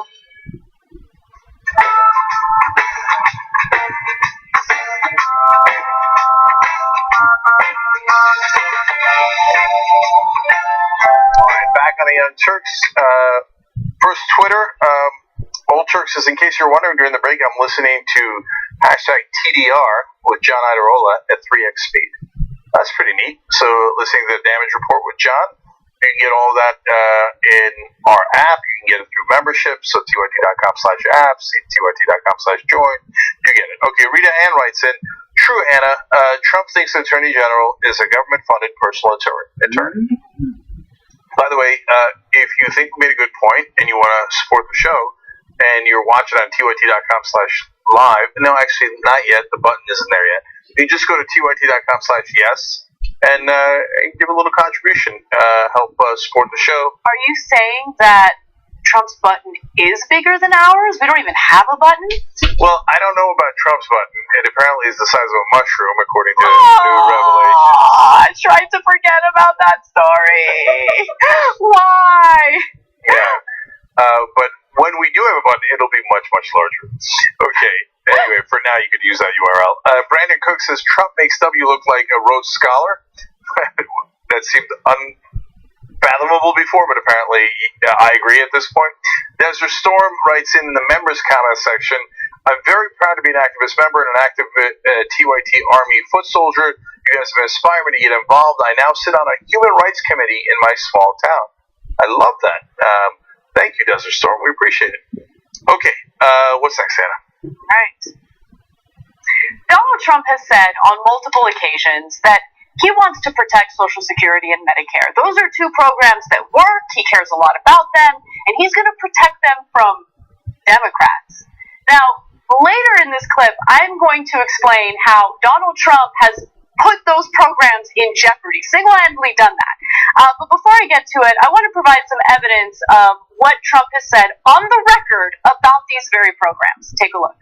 But there's no administration, probably, and even you folks have generally acknowledged this, that has done more work. When you look at tax cuts, if you look at the healthcare programs that we're passing, and all of the things we've done, we're saving Social Security. The Democrats will destroy Social Security. We're saving Medicare. The Democrats want to destroy Medicare. You look at what they're doing, they're going to destroy Medicare. And we will save it. We will keep it going. We're making it stronger. We're making Social Security stronger. We're making our whole country stronger. clown, pathological liar. He says, now all of you would know this in reality. No, they don't. You've done nothing to help Social Security. We're going to get into that in a second. But who thinks that the Democrats are trying to destroy Social Security? And what do you base that on? Like, if you base it on some thing that, for example, when Obama offered up a grand bargain to the Republicans, and it would have cut Social Security a little bit. Now, that's a thing that was real, and we criticized them vociferously at the time, etc. But generally speaking, Democrats try to protect Social Security and Medicare. The Republicans talk nonstop about what they call entitlement reform, which means cutting Social Security and Medicare. But in this guy, he's like, everybody knows I'm protecting it. By doing what? And Democrats are trying to destroy it. By doing what? Under your watch. What did they do to try to destroy Social Security? It doesn't matter. I've just got to make up stuff nonstop. Well, not only does it not matter to Trump in providing evidence, but it doesn't matter to his base. You know, the RNC had this poll that's honestly put them in a bit of a panic because Trump's base believes everything that he says. And so even though all the evidence indicates that Democrats are going to take over the House, Trump keeps saying, no, there's no blue wave, there's a red wave. Don't worry, there's a red wave. And so the voters are like, oh, okay, yeah, there's going to be a red wave. We're not going to go vote. Everything's fine. That's a really interesting poll. The Republicans did the poll, and they're trying to get Trump to stop saying things that aren't true about how the Republicans are going to win the election because their polling shows their own voters are like, oh, I'm not going out to vote because we got this thing on lockdown. Yeah, Trump's talking about a red wave, right? And so they're like, no, stop saying that. That isn't true. The Democrats are up by 9 points in a generic poll across the country. In these congressional seats, we're going to get killed out there. Yeah, it's a red wedding, not a red wave. Exactly. And he's like, oh, we got this. It's a red wave. They're like, Yeah. I mean, just today he said in another interview, the Democrats know that the Mueller investigation has been discredited. They acknowledge it. They know it. They say it. No, they don't. They've never said that. You just made that up. Yeah. It's like if this person was in your real life, you'd pull your hair out. Like if he was your boss, you'd quit. If he was, in your family, you'd banish him. I don't know, but we can't banish him. He's the president. Yeah. So now getting back to Social Security and Medicare, if you look at the numbers, you'll see that, look, these programs were already suffering because of a lack of revenue that we're bringing in. Tax cuts, corporate tax loopholes, you get the picture. But the situation has gotten a lot worse under Trump because he has further cut taxes for the wealthy. So the Old Age and Survivors Fund, which is part of Social Security, will begin paying out more than it takes in fiscal year 2022.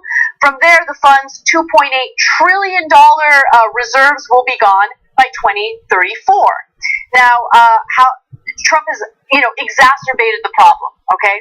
So, and that's based on the tax cuts. So, by the way, this isn't just based on us. It's based on what Steve Mnuchin has said as well. So Treasury Secretary Steve Mnuchin argues or acknowledges that monthly checks to tens of millions of Americans will have to be slashed 21% in 2034 unless something is done. When Trump took office, the insolvency date was 2035. So cutting the taxes has only sped up the process of making the fund insolvent. And by the way, all of us are still getting taxed for Social Security. All of us. So keep in mind that if we keep going at this rate, we're not going to see that money that we've paid into this program. And it's devastating. So the report from Mnuchin and the other trustees blames a series of steps that have reduced money coming in. The tax cut law, lower than expected wage increases. This is a report that Mnuchin is involved in. And they're acknowledging that the tax cuts have hurt this program, and more importantly, that the wages have not increased the way that they had expected. And also Trump's killing of DACA, which has allowed hundreds of thousands of undocumented immigrants to live and work here legally. So DACA recipients were paying into the system. Now many of them are being deported. And so as a result, that also contributes, it also contributes to a lack of revenue, but not to the same extent as tax cuts have. Yeah. So the Medicare solvency has also been shrunk. It was set to be solvent as late as 2029, but since Trump has gone into office, it is now set to be insolvent in 2026. That's 3 years earlier than it would have. And the two major factors by far are the two that Anna mentioned. Tax cuts for the rich has depleted our revenue for the federal government, and low wages. So people are taxed less in general if they make less. And so that leads to less revenue for the government, less money for Social Security and Medicare. So now, look, there's two different proposals for how to fix that. Generally speaking, this has got more details, but one side says, let's just cut Social Security and Medicare now, and that'll help their solvency. I don't see how that solves anything. So wait, instead of cutting it 20 years from now, let's cut it today. That doesn't solve it. That does the exact opposite. That's the Republican plan. The Democratic plan, or the progressive plan, is, no, your payroll taxes are capped at, I think it's around $120,000. Why are we capping it? Why don't we just let everybody pay the same percentage no matter what their income is? It's a regressive tax. The middle class and the poor pay a higher percentage of their income than the rich do. It makes no sense. So if you actually make that even, you solve the problem entirely. So that would be the right thing to do. But instead, of course, Donald Trump, as usual, has gone in the exact opposite direction while claiming that he fixed it. Yeah, it's scary. It's scary because right now, especially under Trump's administration, nothing's going to be done to solve this problem. But even when Democrats are in charge, I feel like they're unwilling to do anything because it's unpopular. It's unpopular to raise taxes. It's unpopular, especially among the wealthy and the elite, to get rid of that cap on payroll taxes. Well, look, to be fair, earlier and for most of my life as I was covering politics, it was relatively unpopular to raise taxes. These days, it actually is no longer unpopular. Because we've cut them to the bone, and we've cut them predominantly for the rich and corporations. So it now pulls actually relatively well to raise taxes on the rich. And what the payroll tax increase would do is, hey, you guys, if you make less than $120,000, you're still going to pay the same exact thing. It's not going to raise your taxes by a cent. It's only raises tax on people making over $120,000. My guess is, given that Social Security pulls at 84%, Medicare pulls at 77%, that would be an enormously popular tax increase in that particular case. But the reason the Democrats don't do it is because that would affect their donors, who are all making above $120,000. So that's why Obama also offered to cut Social Security preemptively. Yeah. Let's not forget that. Yeah. So look, unlike the other folks that you see all across media, we try our best to be fair. So we call out Obama when he wanted to cut Social Security, and we're calling out Trump when he makes these preposterous claims about how he helped Social Security when he did no such thing, and in fact he did the opposite. We got to take a break. When we come back, the Gary Cohn story that I promised, and it will infuriate you. And then later on in the show, some updates on North Korea. Good updates, believe it or not. But I like that tease. When we come back, we will infuriate you. Yeah, I know.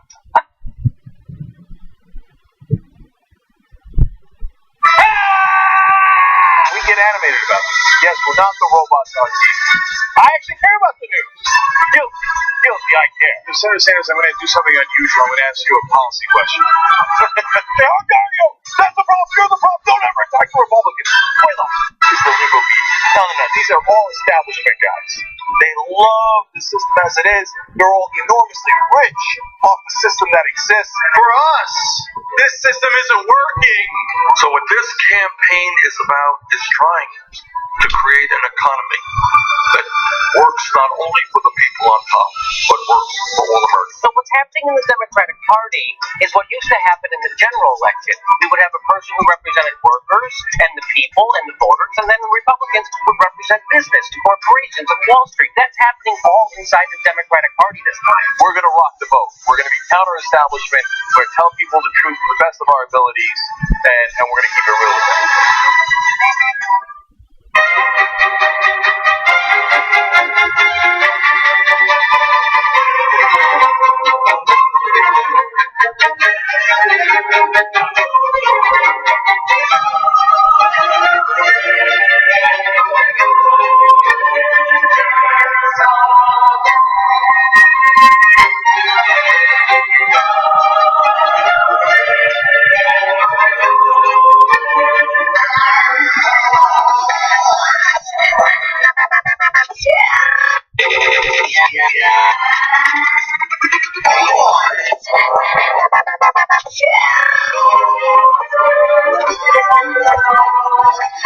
Welcome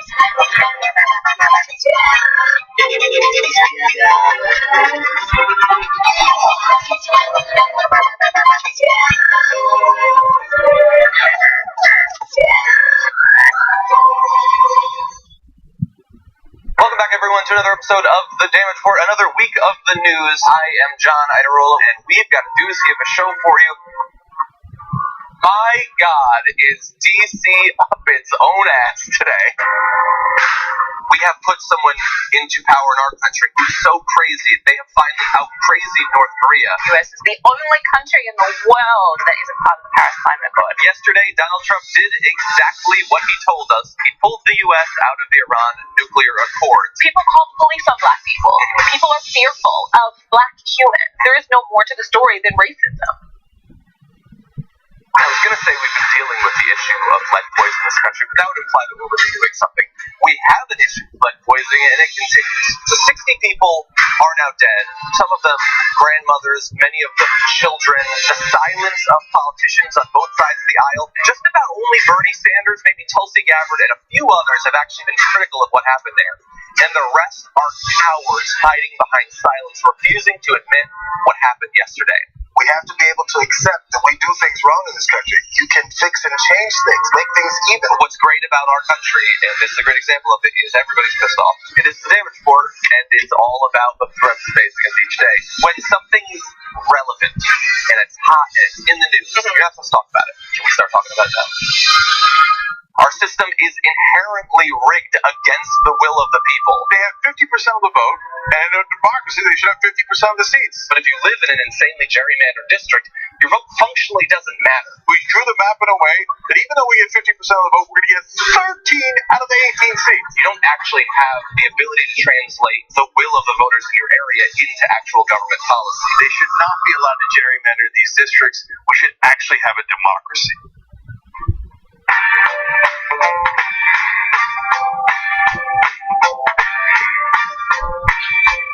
Alright, back on TYT. First, a shout out to our sponsor, Squarespace. They make building your own website super easy, and you can't have a business or a brand without one, obviously. They have pre-made templates, award-winning templates. Excuse me. I know because I use them. Without it, there's no way I could have built a website, but it was easy enough for me to build one. And we did that in a previous campaign. They got 24/7 customer service. So for a limited time, you're going to get 10% off if you go to squarespace.com/TYT. Okay? So squarespace.com/TYT for 10% off. Okay. They have awards for website templates. I know. They have awards for everything. I know. Right. But they do have really good templates. Like, I made my website with Squarespace. Super easy, like, clean, right. Nice lines. To be more accurate, it's for pre-made templates. Yeah, pre-made templates. Yes. No, I'm saying, like, there's probably been an award for post-made templates, too. Yeah. They won the ones for pre. Yeah. I don't know. No, but yeah, and here's the great thing. Like, they have a good foundation, and then you just customize. Okay, foundation plus customize. Exactly, yeah. Okay. All right, you guys got it. Let's go to comments. Shonius Maximus writes in, member since 2011, found TYT from Best of the Left and joined soon after. Of course. Look, Jay Tomlinson is an American hero. He does the Best of the Left podcast. So many people have found us through that. And thank you. I remember when he first asked me, is it okay if I put clips from the Young Turks in the podcast? Because some people get territorial, like, oh, you're not going to benefit from my show by putting it into your podcast. I was like, have at it, host. We want to spread the message. That's awesome that you're doing that. So, great that you found us through that. All right, let me go to Super Chat. D. Scully says, testifying for the benefit of the American people, not for the Republicans or the committee. If she's credible, then Americans are supposed to use civil disobedience to stop the appointment, civics anyone. Well, I don't know, Scully, if that's exactly how it's supposed to go down, but like I said earlier, I do want her to testify, even if the FBI doesn't do the investigation. We had a little bit of a debate about that, and the visual that I would love is for women to surround the building as she testifies. That would be awesome. So, I would want to be there. Can you imagine if, I don't know what the number is, 10,000, 100,000 women surround the building to back her up as she testifies? I don't know how we make that happen, but I just released that to the world. By the way, it would be great with women, but with anyone, with everyone. You know, I think it would be even more powerful if men joined. Oh, of course. All right, Carl J. Peterson on Twitter says, anyone else concerned there will be violence when this red wave doesn't materialize? I don't know, Carl. I hope not. And look, if these guys get really out of hand, the right wing, and the authorities they got a bigger butt.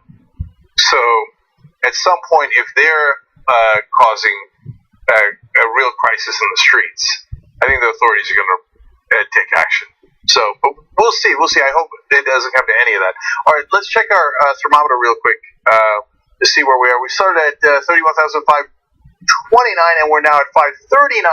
All right. Okay, we're inching up to 31,600. We're trying to get there by the end of the day's festivities. Let's put it that way, because we still have post game, old school, etc. In the post game, I want to talk about. One of the things I want to talk about is the debauchery in Vegas and how the rich waste their money. And it is, oh my God, the stories are amazing.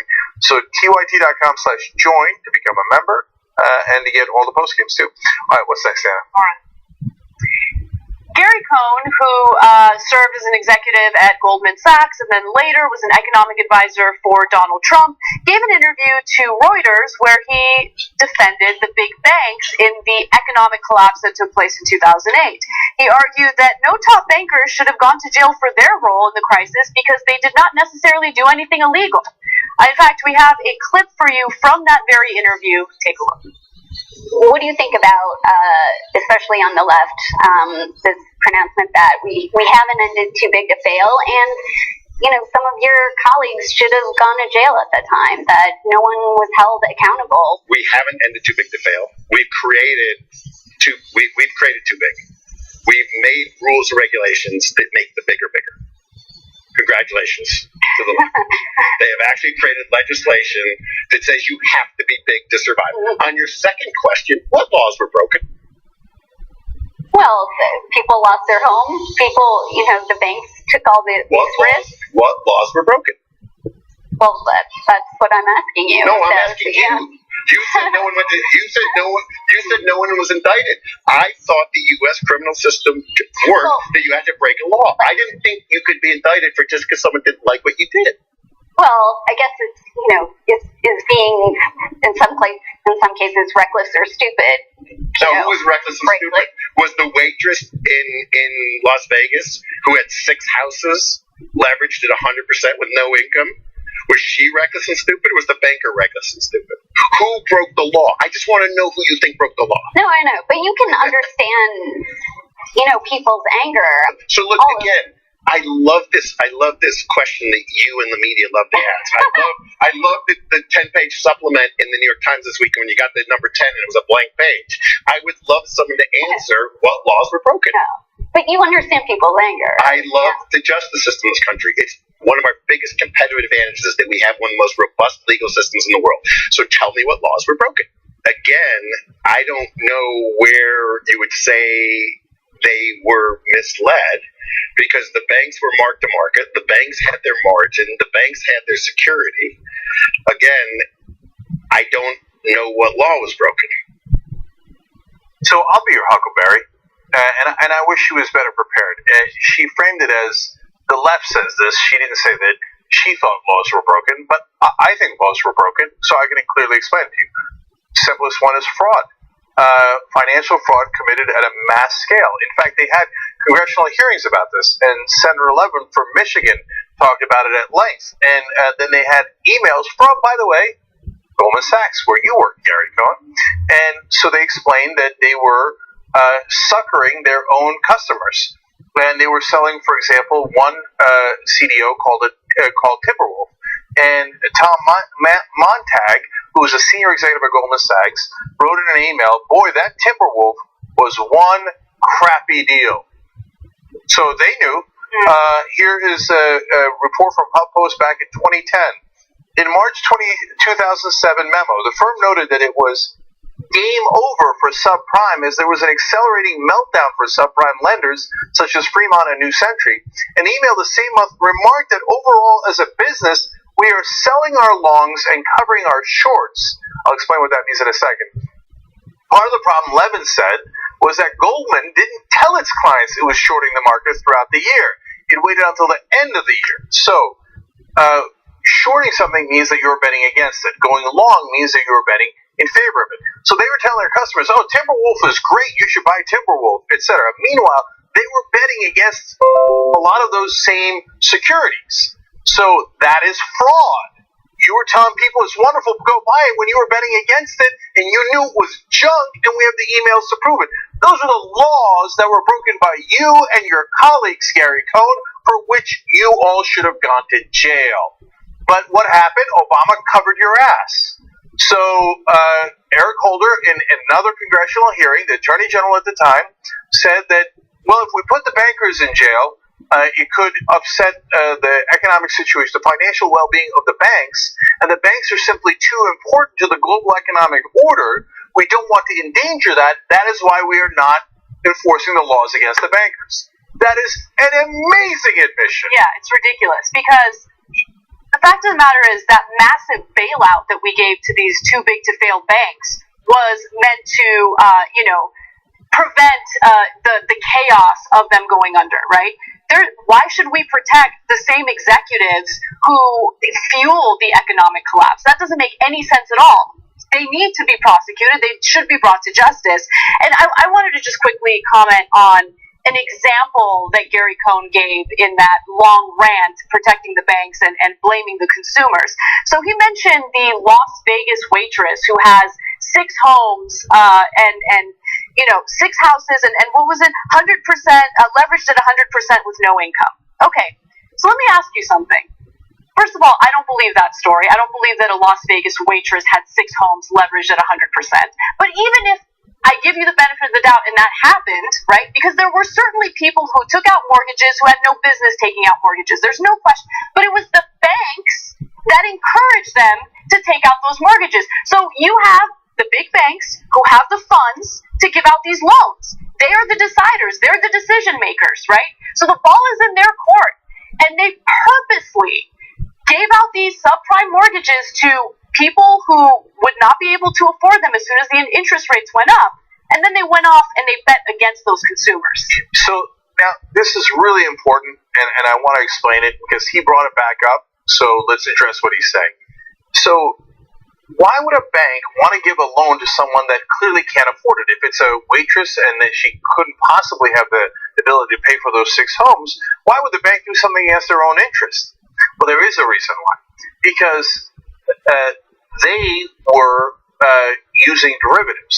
So the more mortgages there were, the more they could gamble on them. So this was a fundamental misunderstanding that exists to this day. The housing crisis was the trigger for the collapse, but it wasn't the gun. The gun was derivatives. Derivatives are what bankers like Gary Cohn use to gamble on different securities, including the housing market. So they wanted to have as many mortgages out there as possible to make money off of them. And here's a really important part, because they make the bonuses in the short term, and the costs are in the long term. So they make money when they sell the mortgage, they get commissions, they get interest, etc. Then they package up the mortgages into instruments, and they make money off of that. Then they do the derivatives, which is betting on those, sometimes at 10 or 100 times the value of the package of mortgages. They make crazy money off of that. Now, but that's set to blow, because if you set up something that is that leveraged, it will almost in every instance collapse. But once it collapsed, their plan was, it doesn't matter, we're going to turn around, and that's exactly what Goldman Sachs did. Before it collapses, we're going to bet against it. And we know how badly it's going to collapse because we're the ones who built it. So they made money on the way up, and they made money on the way down. And oftentimes by defrauding their own customers and their counterparties. That was revealed. By the way, some of the fraud was so obvious that most of the banks, a lot of the banks admitted, including the one that Steve Mnuchin, our current Treasury Secretary, worked at and ran, and the one that was his colleague in the Trump administration. And what do? They paid billions of dollars in fines, but less money than they made from the fraud in the first place.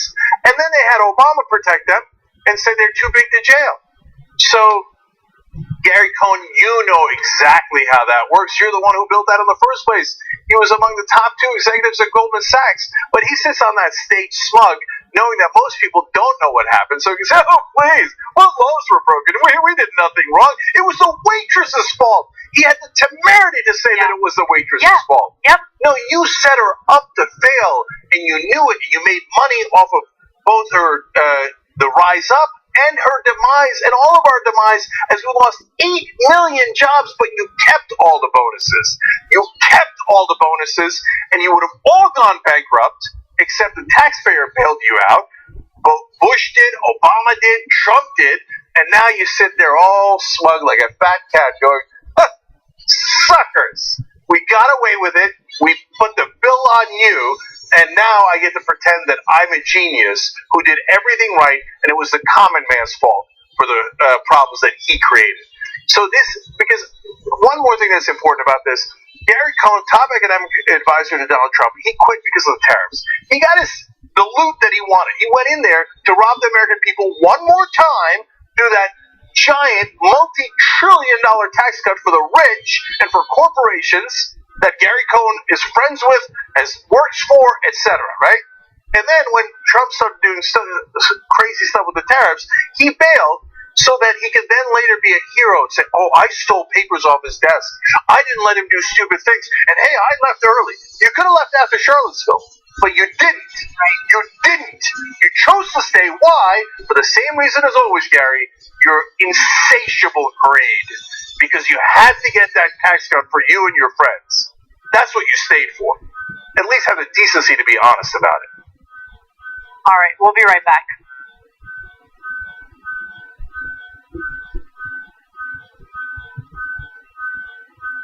He's so progressive, he recycles his thoughts.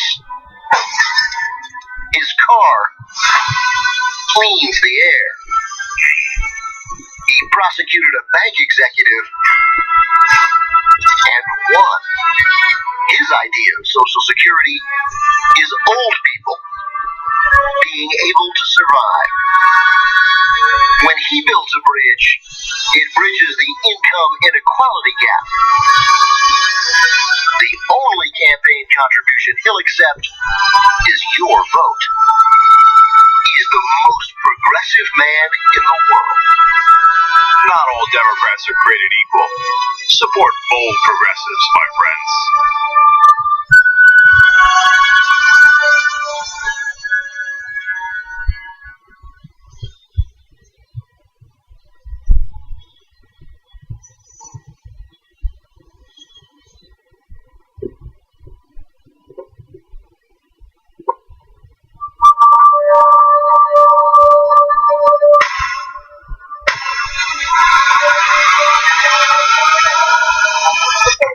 You have in common with your daughter? I was going to say sex, but I can't relate that.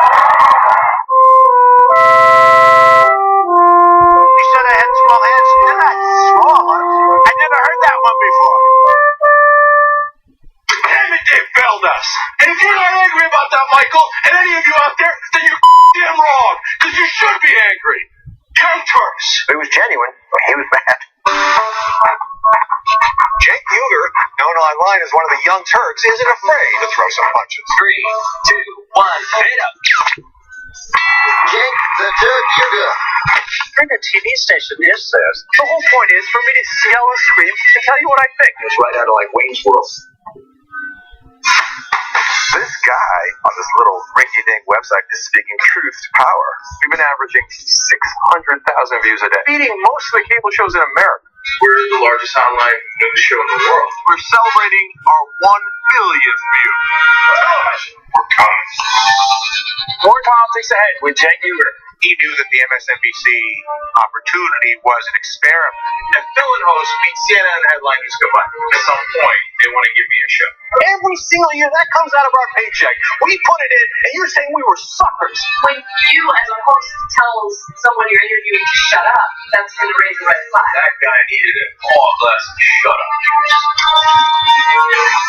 If President Obama's doing the wrong thing, I'm not going to tell you that he's doing the right thing so I can support him. He says to me, you won't believe the meeting that I just had. The head of MSNBC talked to me, and they want him off the air. Jake took an incredible risk. We're supposed to challenge the government. That's the role of the media. The Democrats and the Republicans are here to screw you. And who on the air is saying it? I wouldn't have done what you did. That if I'm going to be a talk show host, you'd be the biggest talk show host in the country. I don't think anyone else does it better. I don't think anyone's even close. Before you know it, I'll be back on your TV doing an actual show. I guarantee it. It is wrong to deny any of your fellow Americans the right to vote in this country. Look, I tell you, it's much more things voting in primaries. I hope every American will vote. Vote for the candidate and party of his choice. But vote. We cannot continue to complain about corruption and complain about what's happening in this country and continue to vote for it. Let's get it right this time. It'd be a moment of redemption for what happened in 2016.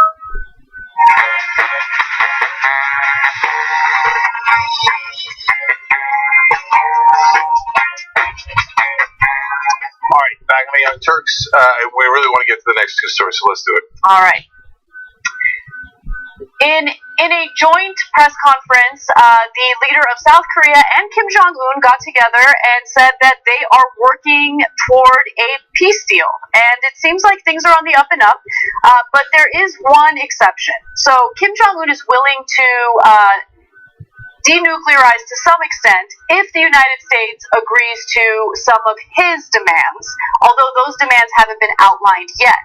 So Moon Jae-in says, Chairman Kim and I share the history of having held hands like lovers and crossed the military demarcation line together twice. Wow. Just to give you a sense of, some of the rhetoric that, we heard from this meeting. Also, North Korea said that it would close a key missile test facility in the presence of international experts, it's very important, and potentially destroy its primary nuclear complex if the U.S. agrees to corresponding measures. Again, those measures have not been clarified or outlined in any way yet. Now, Kim Jong-un says the world is going to see how this divided nation is going to bring about a new future on its own. They also signed a deal, which we'll get to in a minute. I actually think this is great news, and this is why you talk to your enemies, because you never know what might come out of it. Even a buffoonish Donald Trump, at least by starting the conversation, got it going. South Korea's picked up the ball here. I think those concessions by North Korea are important. I was going to say real. We don't know if they're real until they actually do it, because North Korea constantly lies about their intentions. But I think it looks actually really promising here, because the things that they have agreed to are very specific. Specific missile testing area, a specific nuclear site, talking about creating a train system between North and South Korea, and then the very important part, Kim Jong-un going to South Korea, which is unprecedented, or unprecedented. So we'll get to that in a second. Give the contours of the deal, and then I want to tell you why I'm not as concerned about that one hiccup, which is as long as America does it too. So right, exactly. So they signed a 17-page agreement, which is relevant. It wasn't just a simple one-page thing that Donald Trump had signed. This is very specific, has a lot of wording on how they're going to create a more peaceful environment. And so to give you some examples, they plan to create railroad links between North and South Korea within the next year, so they're even specific about the timetable. Stop military drills aimed at each other, along with the military demarcation line, which divides the two countries. And by November 1st, remove 11 guard posts in the demilitarized zone by the end of the year. So again, these are very specific things that were outlined in that agreement. And so that's good news. Now, they're not doing this because of Trump. They're doing this despite Trump, which is good news. But Trump, of course, is going to take some credit. On Twitter, he says Kim Jong-un has agreed to allow nuclear inspections subject to final negotiations and to permanently dismantle a test. He didn't write this. Dismantle a test site and launch pad in the presence of international experts. In the meantime, there will be no rocket or nuclear testing. Hero remains to continue being. Hero remains continue to be returned to the United States. Also, North and South Korea will file a joint bid to host the 2032 Olympics. Very exciting.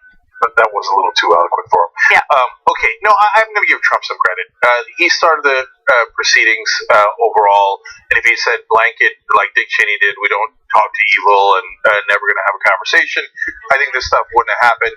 And so he got nothing in particular out of his meeting, but now it has gone further, and the South Koreans have gotten something. Now, normally, if they just met with Trump and said, "Oh yeah, we'll dismantle our nuclear program as long as you do the same," I'd say, "Oh, it's irrelevant. That doesn't mean anything. Of course, we're not going to dismantle our nuclear program," and they left it so vague.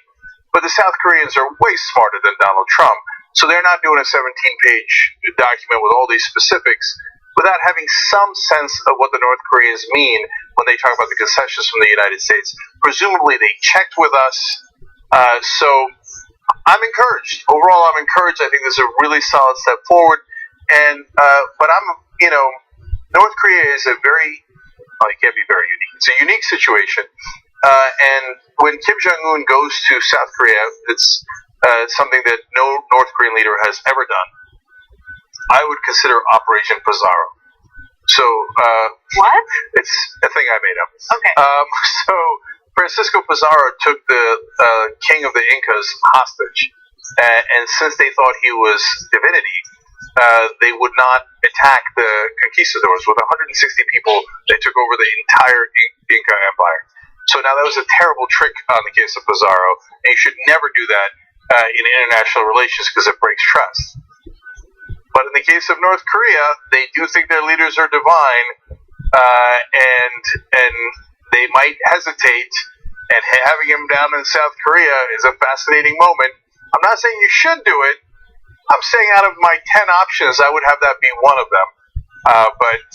But if they get it done without any kind of conflict at all, and they start to form a better relationship, that would be better. That would be ideal. And this is definitely good news in that direction. Absolutely. All right. Moving on to the final story. We have to talk about this. Dude, not the master. Okay. Donald Trump released a video on social media talking about Hurricane Florence and the job that the federal government has done in helping with the relief efforts there. Anyway, he said some interesting things. Let's take a look. This is a tough hurricane, one of the wettest we've ever seen from the standpoint of water. Rarely have we had an experience like it, and it certainly is not good. So luckily, Trump did investigation into this topic, which is important, and after an interview with Water, he has determined that it is the wettest from the standpoint of water. Because Water has a perspective on this, and he did get that perspective. A lot of folks commenting online about this, understandably. Some of my favorites were, it wasn't live. They could have done a second take. But no one has the courage to tell the president, you sound like an idiot. Water doesn't have a standpoint, and it's always wet. So they're like, great job, Donald. Way to be. You nailed it again. You're so good with words. You have the best words. And so they just printed it and put it out there. It's just so good. By the way, real quick tweet. Let's go to it. One person tweeted the following in response to this. Franklin Roosevelt quoted him saying, "The only thing to fear is fear itself." Abraham Lincoln, "Those who deny freedom to others deserve it, not for themselves, and under a just God can not long retain it." And Donald Trump, one of the wettest we've ever seen from the standpoint of water. He's right, though, to be fair. Water is quite wet, even from its own standpoint. Okay. Rebel Headquarters is next. Bye-bye.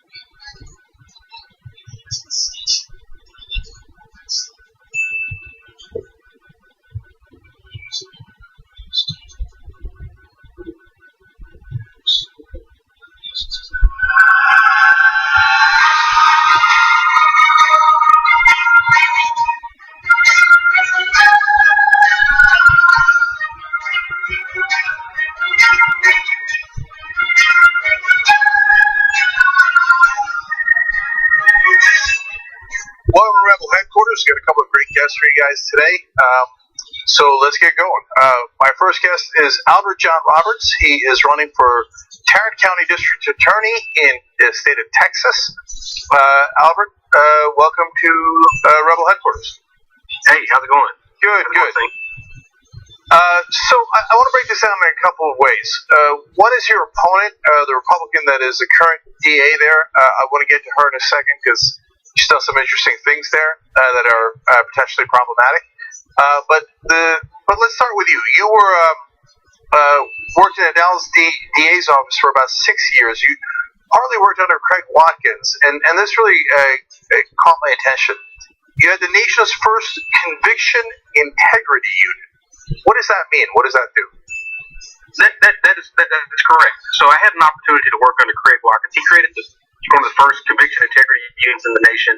And a conviction integrity unit is basically saying a conviction that was good 20 years ago needs to be good today, needs to be good 20 years from now.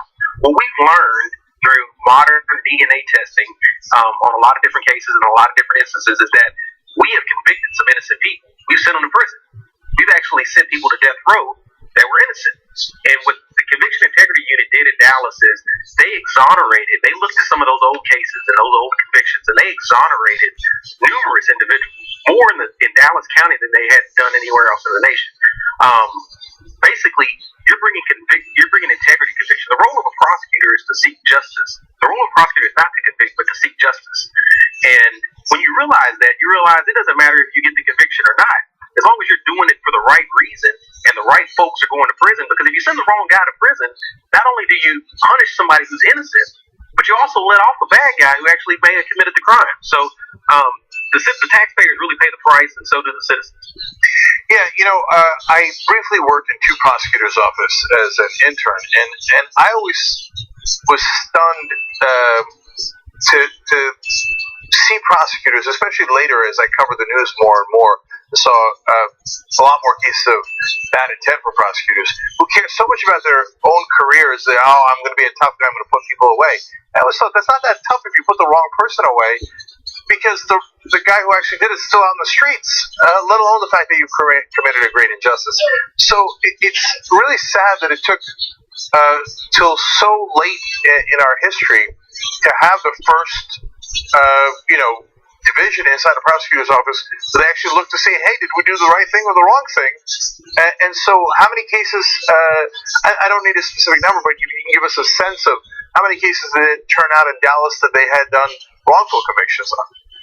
Sure. I can tell you, during Craig Watkins' administration, over 30 people have been exonerated. And again, not all of them just related strictly to DNA evidence, but I'll tell you, as we focus on and look at what's going on in Tarrant County, Tarrant County's created a newly created Conviction Integrity Unit in 2014. And what I'll tell you is there's a guy right now who's sitting on death row.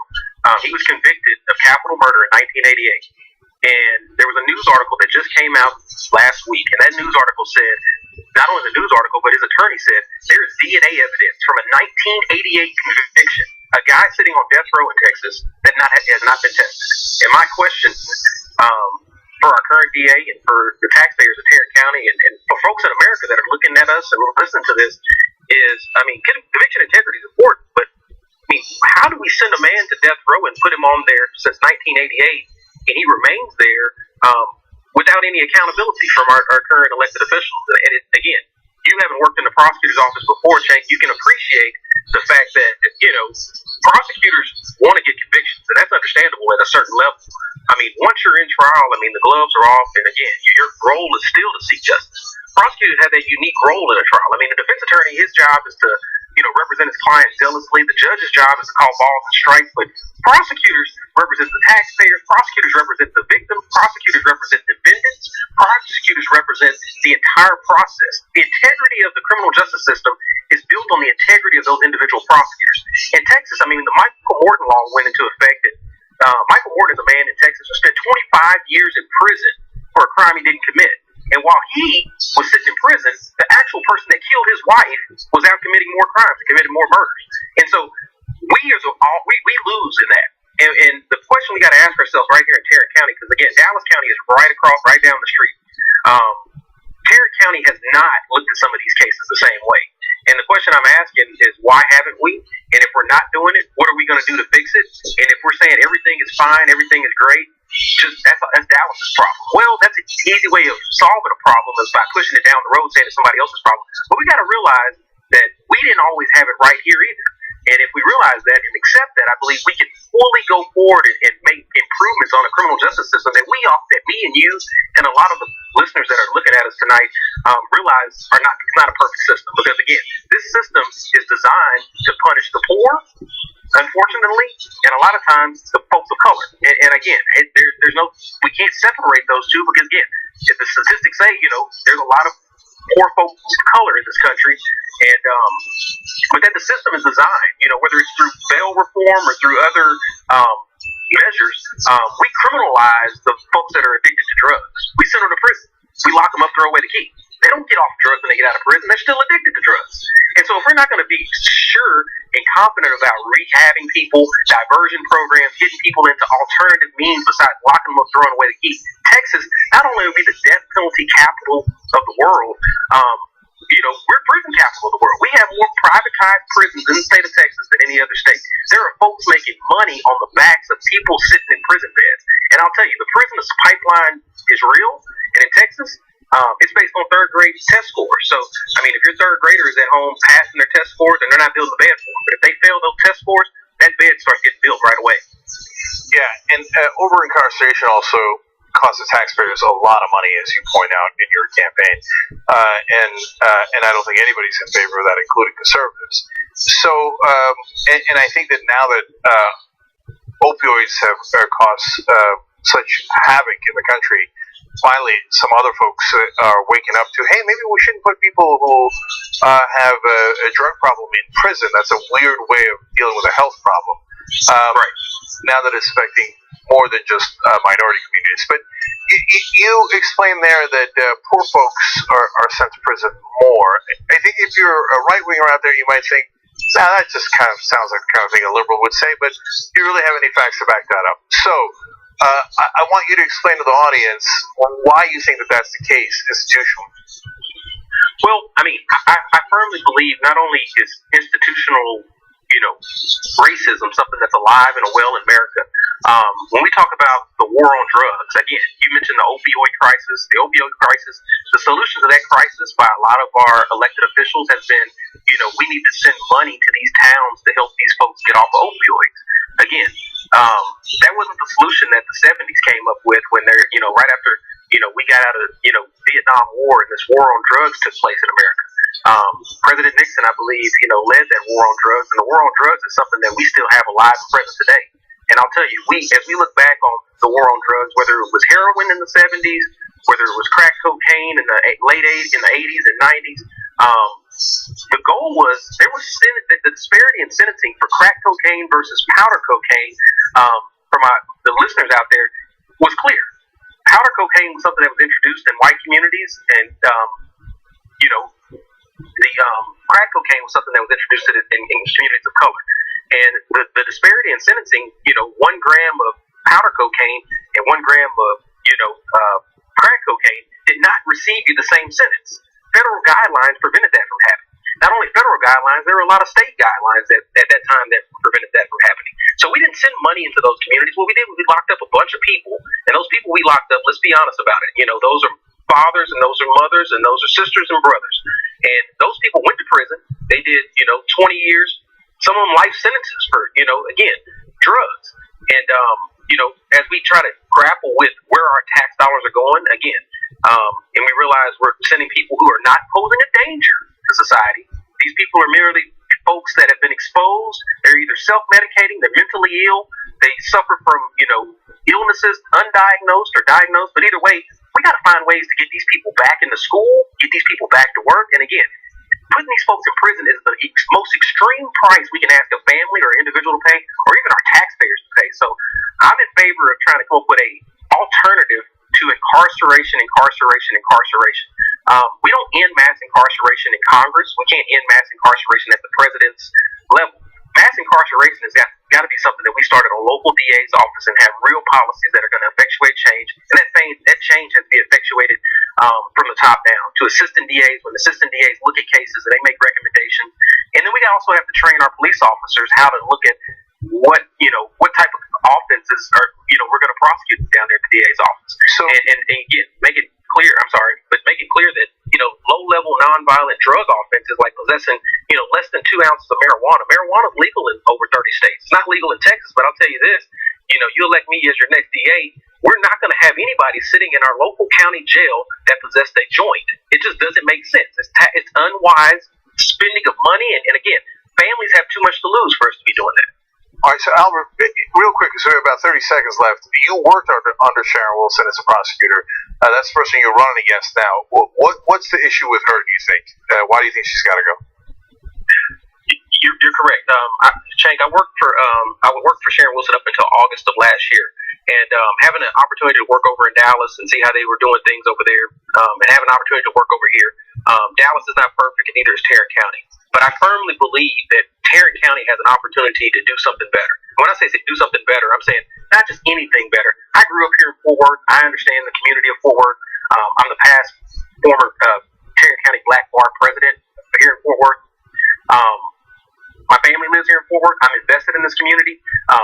If I didn't step up to the plate, we would be doing the same old thing. Sharon Wilson's been in office too long, and she's done things her way for way too long. And I'll tell you, it's time for her to be accountable and held accountable to the taxpayers. And the citizens of Tarrant County have a unique opportunity in this election, this November, to not only get involved, but to change this entire dynamic in Tarrant County. Tarrant County is the bellwether county in Texas. If we win this election in Tarrant County, we will take back the state of Texas. So I'm all about it. Let's get the job done, and we can do it. And Sharon Wilson's got to go. All right. The website's albertjohnroberts.com. Albert, thank you so much for joining us. Really appreciate it. Thank you, Jake, and I appreciate it. Thank you, guys. No problem. All right, we're going to take a quick break. When we come back, the legendary James Thompson from Kansas. So how's his race doing? Remember, he was down by 30 when he started in a special election. Now he is, that special election, he closed that lead by 24 points. Has he closed it entirely now? We'll find out when we return.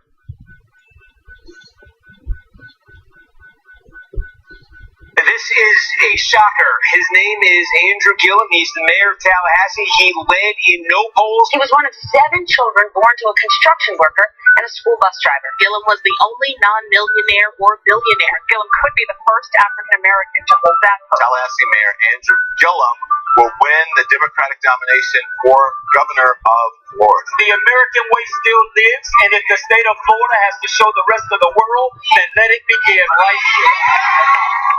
You are the ones that have the power in this country. It's not with the Koch brothers. It's not with the big corporations. It comes to the voting booth from you. Will everybody here stand with me in 2018? Will everybody here fight with me in 2018? I'm asking for you to go out and make a difference in this state. Who are you going to vote for in 2018? I lost my mom last year. She sacrificed so much as a single mom, battling cancer 5 times. She never stopped fighting. She couldn't afford $2,500 for this one pill. It's wrong that families have to choose between paying for life-saving medicine and paying their bills. That's why I won't take a penny from insurance companies, and why in Congress I'll support affordable health care for all. I'm Cara Eastman, and I approve this message. Power. For the past 20 years, I brought power to the people of northern Vermont as an engineer for the largest locally owned electric utility in our state. Over my decades of service to our citizen owners, I transformed the co-op into a national leader in renewable energy. I created high-paying, 21st century green jobs, and I introduced innovative technologies that brought power to Vermonters in a more cost-effective and environmentally friendly way. Now I'm running for governor to bring power to all the people of Vermont. When we Vermonters team up for our common common good, we can deliver more and better services without raising costs. That's exactly what we need to do to strengthen our schools, fight income inequality, achieve universal health care, and extend high-speed internet to every person and business in our state. Take the power in your own hands. Vote Christine Hultquist for governor. I'm Christine Hultquist, and I approve this message.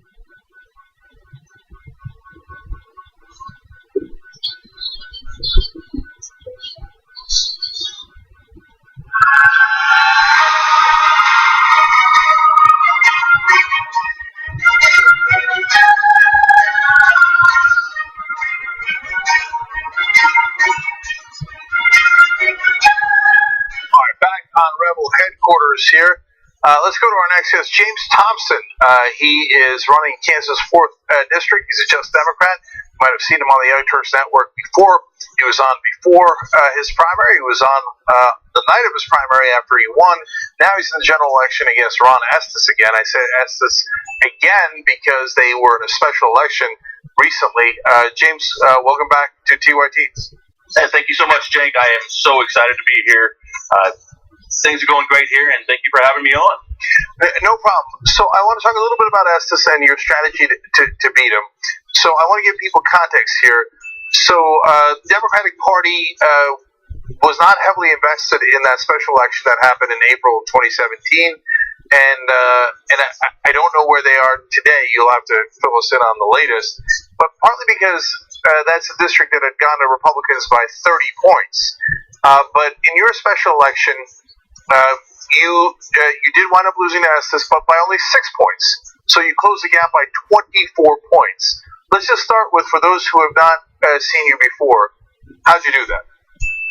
Well, we did it with getting out and running a true grassroots campaign. We talked to people. We went door to door. We had involvement in the community, and that really paid off for us. You know, we did not get the investment from the national party, so we were doing this on our own.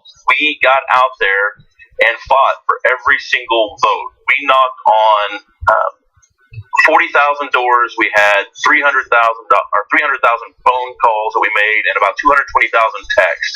And we did most of that within that last month.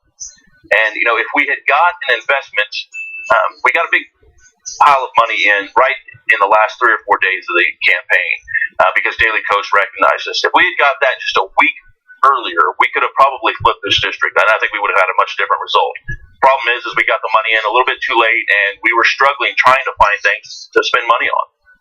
Yeah, and I know that the commercials get taken up at the end of a campaign and are more expensive, so there's a better way to do it. But luckily, you've got at least 6 weeks to go now, so if people act now, they can make a giant difference in this race.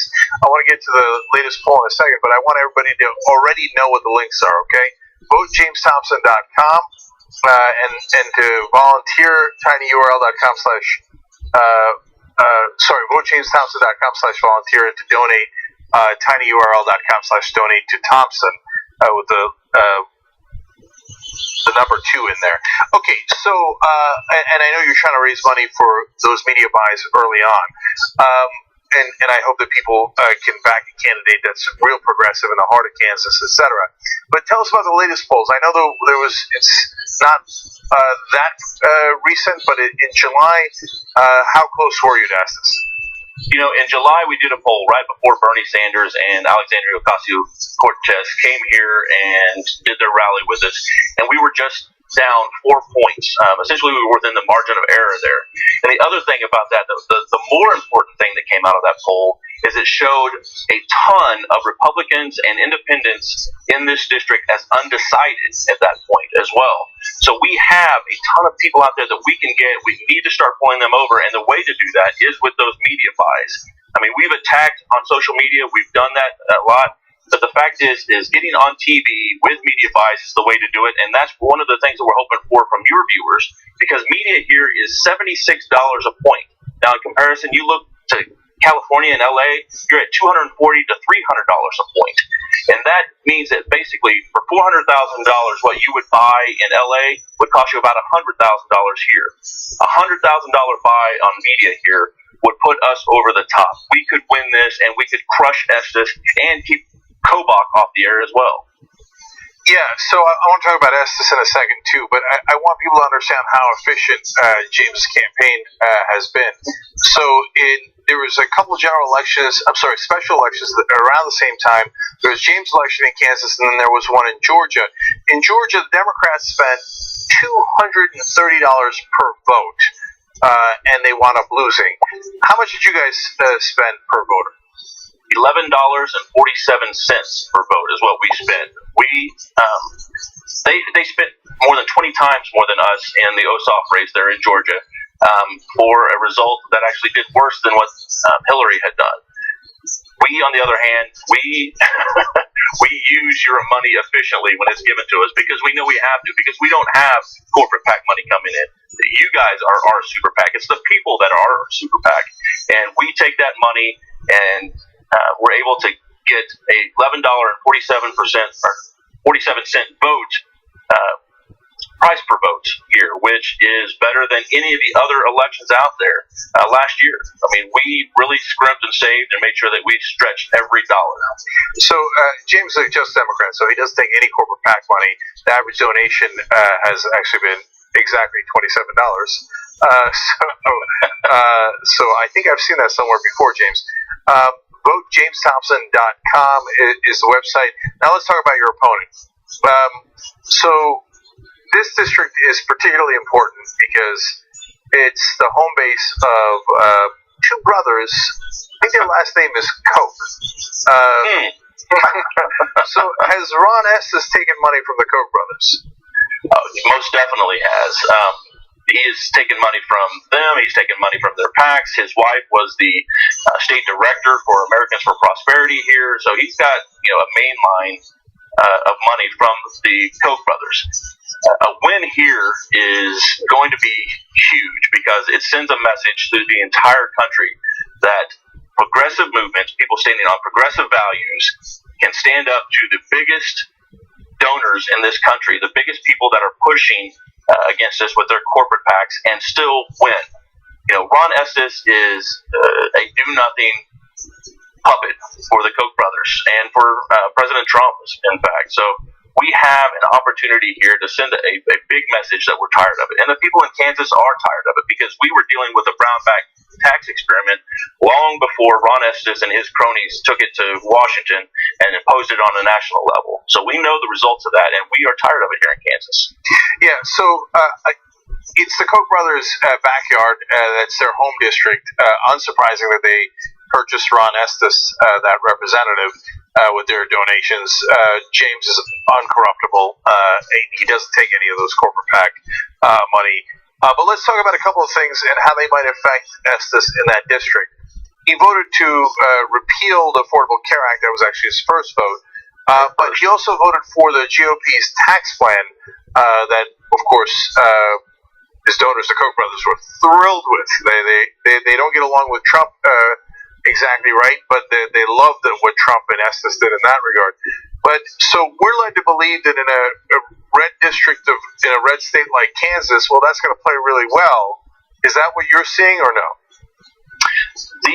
What we're seeing here is people are ready for something different, and they are noticing this. At a recent Pachyderm meeting here, the Republicans were complaining about not being able to get the word out and having trouble with their messaging because people weren't having it anymore. And so what we're seeing is people are responding to the progressive discussions that we're having when we're talking about making sure that we have medical care available for every single person in the United States, making sure that everybody can get educated. People are responding to that. Now, the other side of that, though, too, Cenk, is that our district is the hardest hit in the entire country by these tariffs that Mr. Trump, or President Trump, has voted on, because we have agriculture and manufacturing as our two main industries here. We are tired of being the tip of their sword as they are ramming it through us here. We have an opportunity to do something different, but that requires everybody jumping in with us and helping us out. And if everybody that's watching right now could chip in $5 or $10, we could flip this district by being able to get that media buy. Yeah, VoteJamesThompson.com, if I wasn't clear enough.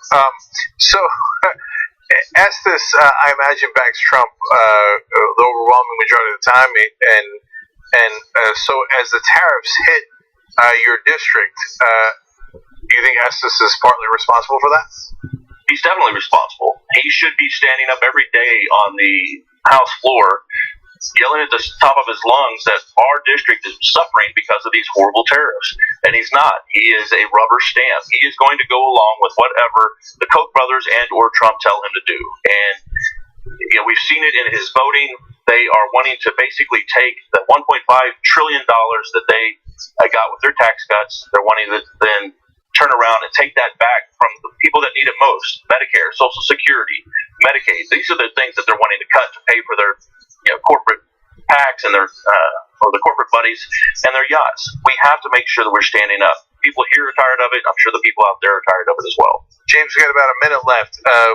So what's the top issue that you're running on that appeals most to the people in your district? The thing that appeals most of the people in my district are veterans and then getting money out of politics. People here on both sides of the aisle are just tired of it. They're tired of seeing corporate PAC money being used to spread lies and disinformation instead of actually coming out and talking to people. And then the other thing is that my opponent won't actually debate me. So we're a working class district. People want to hear from their representative, and Ron Estes won't come out and say anything because he's a coward. Damn. That's how James rolls. He, by the way, founded the Veterans Legal Association as well. So, James, thank you for joining us. VoteJamesThompson.com is the website. We'll have the links down below if you're watching us later on YouTube or Facebook. Those donations make all the difference against these guys backed by the Koch brothers and by all those corporate PACs. James, thanks so much for joining us again. Really appreciate it. Hey, thank you, Jane. Thank you so much, and thank you, everybody. All right, post-game next for the members, tyt.com/join.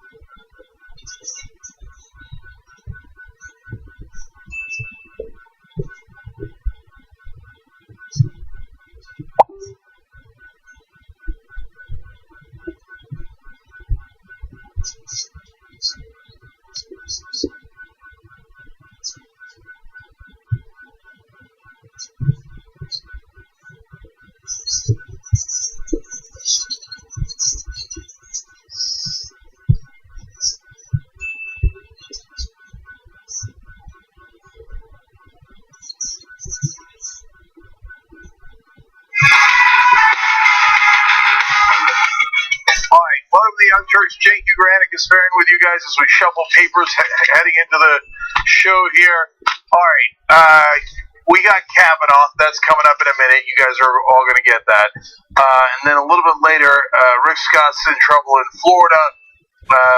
Wilbur Ross is in trouble on the planet. Speaking of that, the China tariff situation explained a little bit more thoroughly, and why it might talk about a global economic collapse. It's at least some possibility. Women that voted for Trump turning on him. Lots and lots of news in this show. Of course, as always, you get the whole show anytime you want. Become a member at tyrt.com/join. All right, Casper, let's do it. Let's jump right into it. All right. Following attempted rape allegations against Brett Kavanaugh, and of course the accuser is Christine Blasey Ford, the smear tactics from the right have begun. And they have begun aggressively, they are relentless, and it also includes quite a bit of funding, and I'll give you some examples of how it's all going down. So first, there is the Judicial Crisis Network. This is a group of conservatives who aggressively fight to have pro-corporate conservative Supreme Court judges nominated. And so they have decided to put $1.5 million behind a television ad blitz that features a person who has been friends with Kavanaugh for 35 years. Okay, so that's the beginning of it. Also, the Judicial Crisis Network has already pledged to spend $5 million backing Kavanaugh. So their first ad was released immediately. They released it last night, Monday night, and we have it for you just so you get a sense of the tactics they're planning on using. Take a look. Her allegations cover a whole range of conduct from boorishness and to rough horseplay to actual attempted rape. And so obviously if you go to rape, yes, that is a really serious. All right, little technical difficulty there, no problem. We're gonna get the video for you in just a minute. Just give me a thumbs up when it's ready. All right, let's go. Friends with Brett Kavanaugh for 35 years. Never thought about doing a TV commercial. I'm not involved in politics. I'm a teacher. I'm a coach. I believe that we need to have bright, curious, open-minded, thoughtful, empathetic people who are judges. And I trust that Brett is that person. He's dedicated to his work. He's dedicated to his family. He's of the highest integrity as a person. And I believe that he would be a great Supreme Court justice. So that ad features a teacher who claims to have known him for 35 years. The tactic is, hey, look at all these people who can vouch for him, vouch for his character. Because, people who have been accused of rape, everyone has to dislike them throughout their entire lives. It's impossible for that person to have a group of people in their personal lives that like them and respect them, while they could also, in their, in private, do things like attempted rape.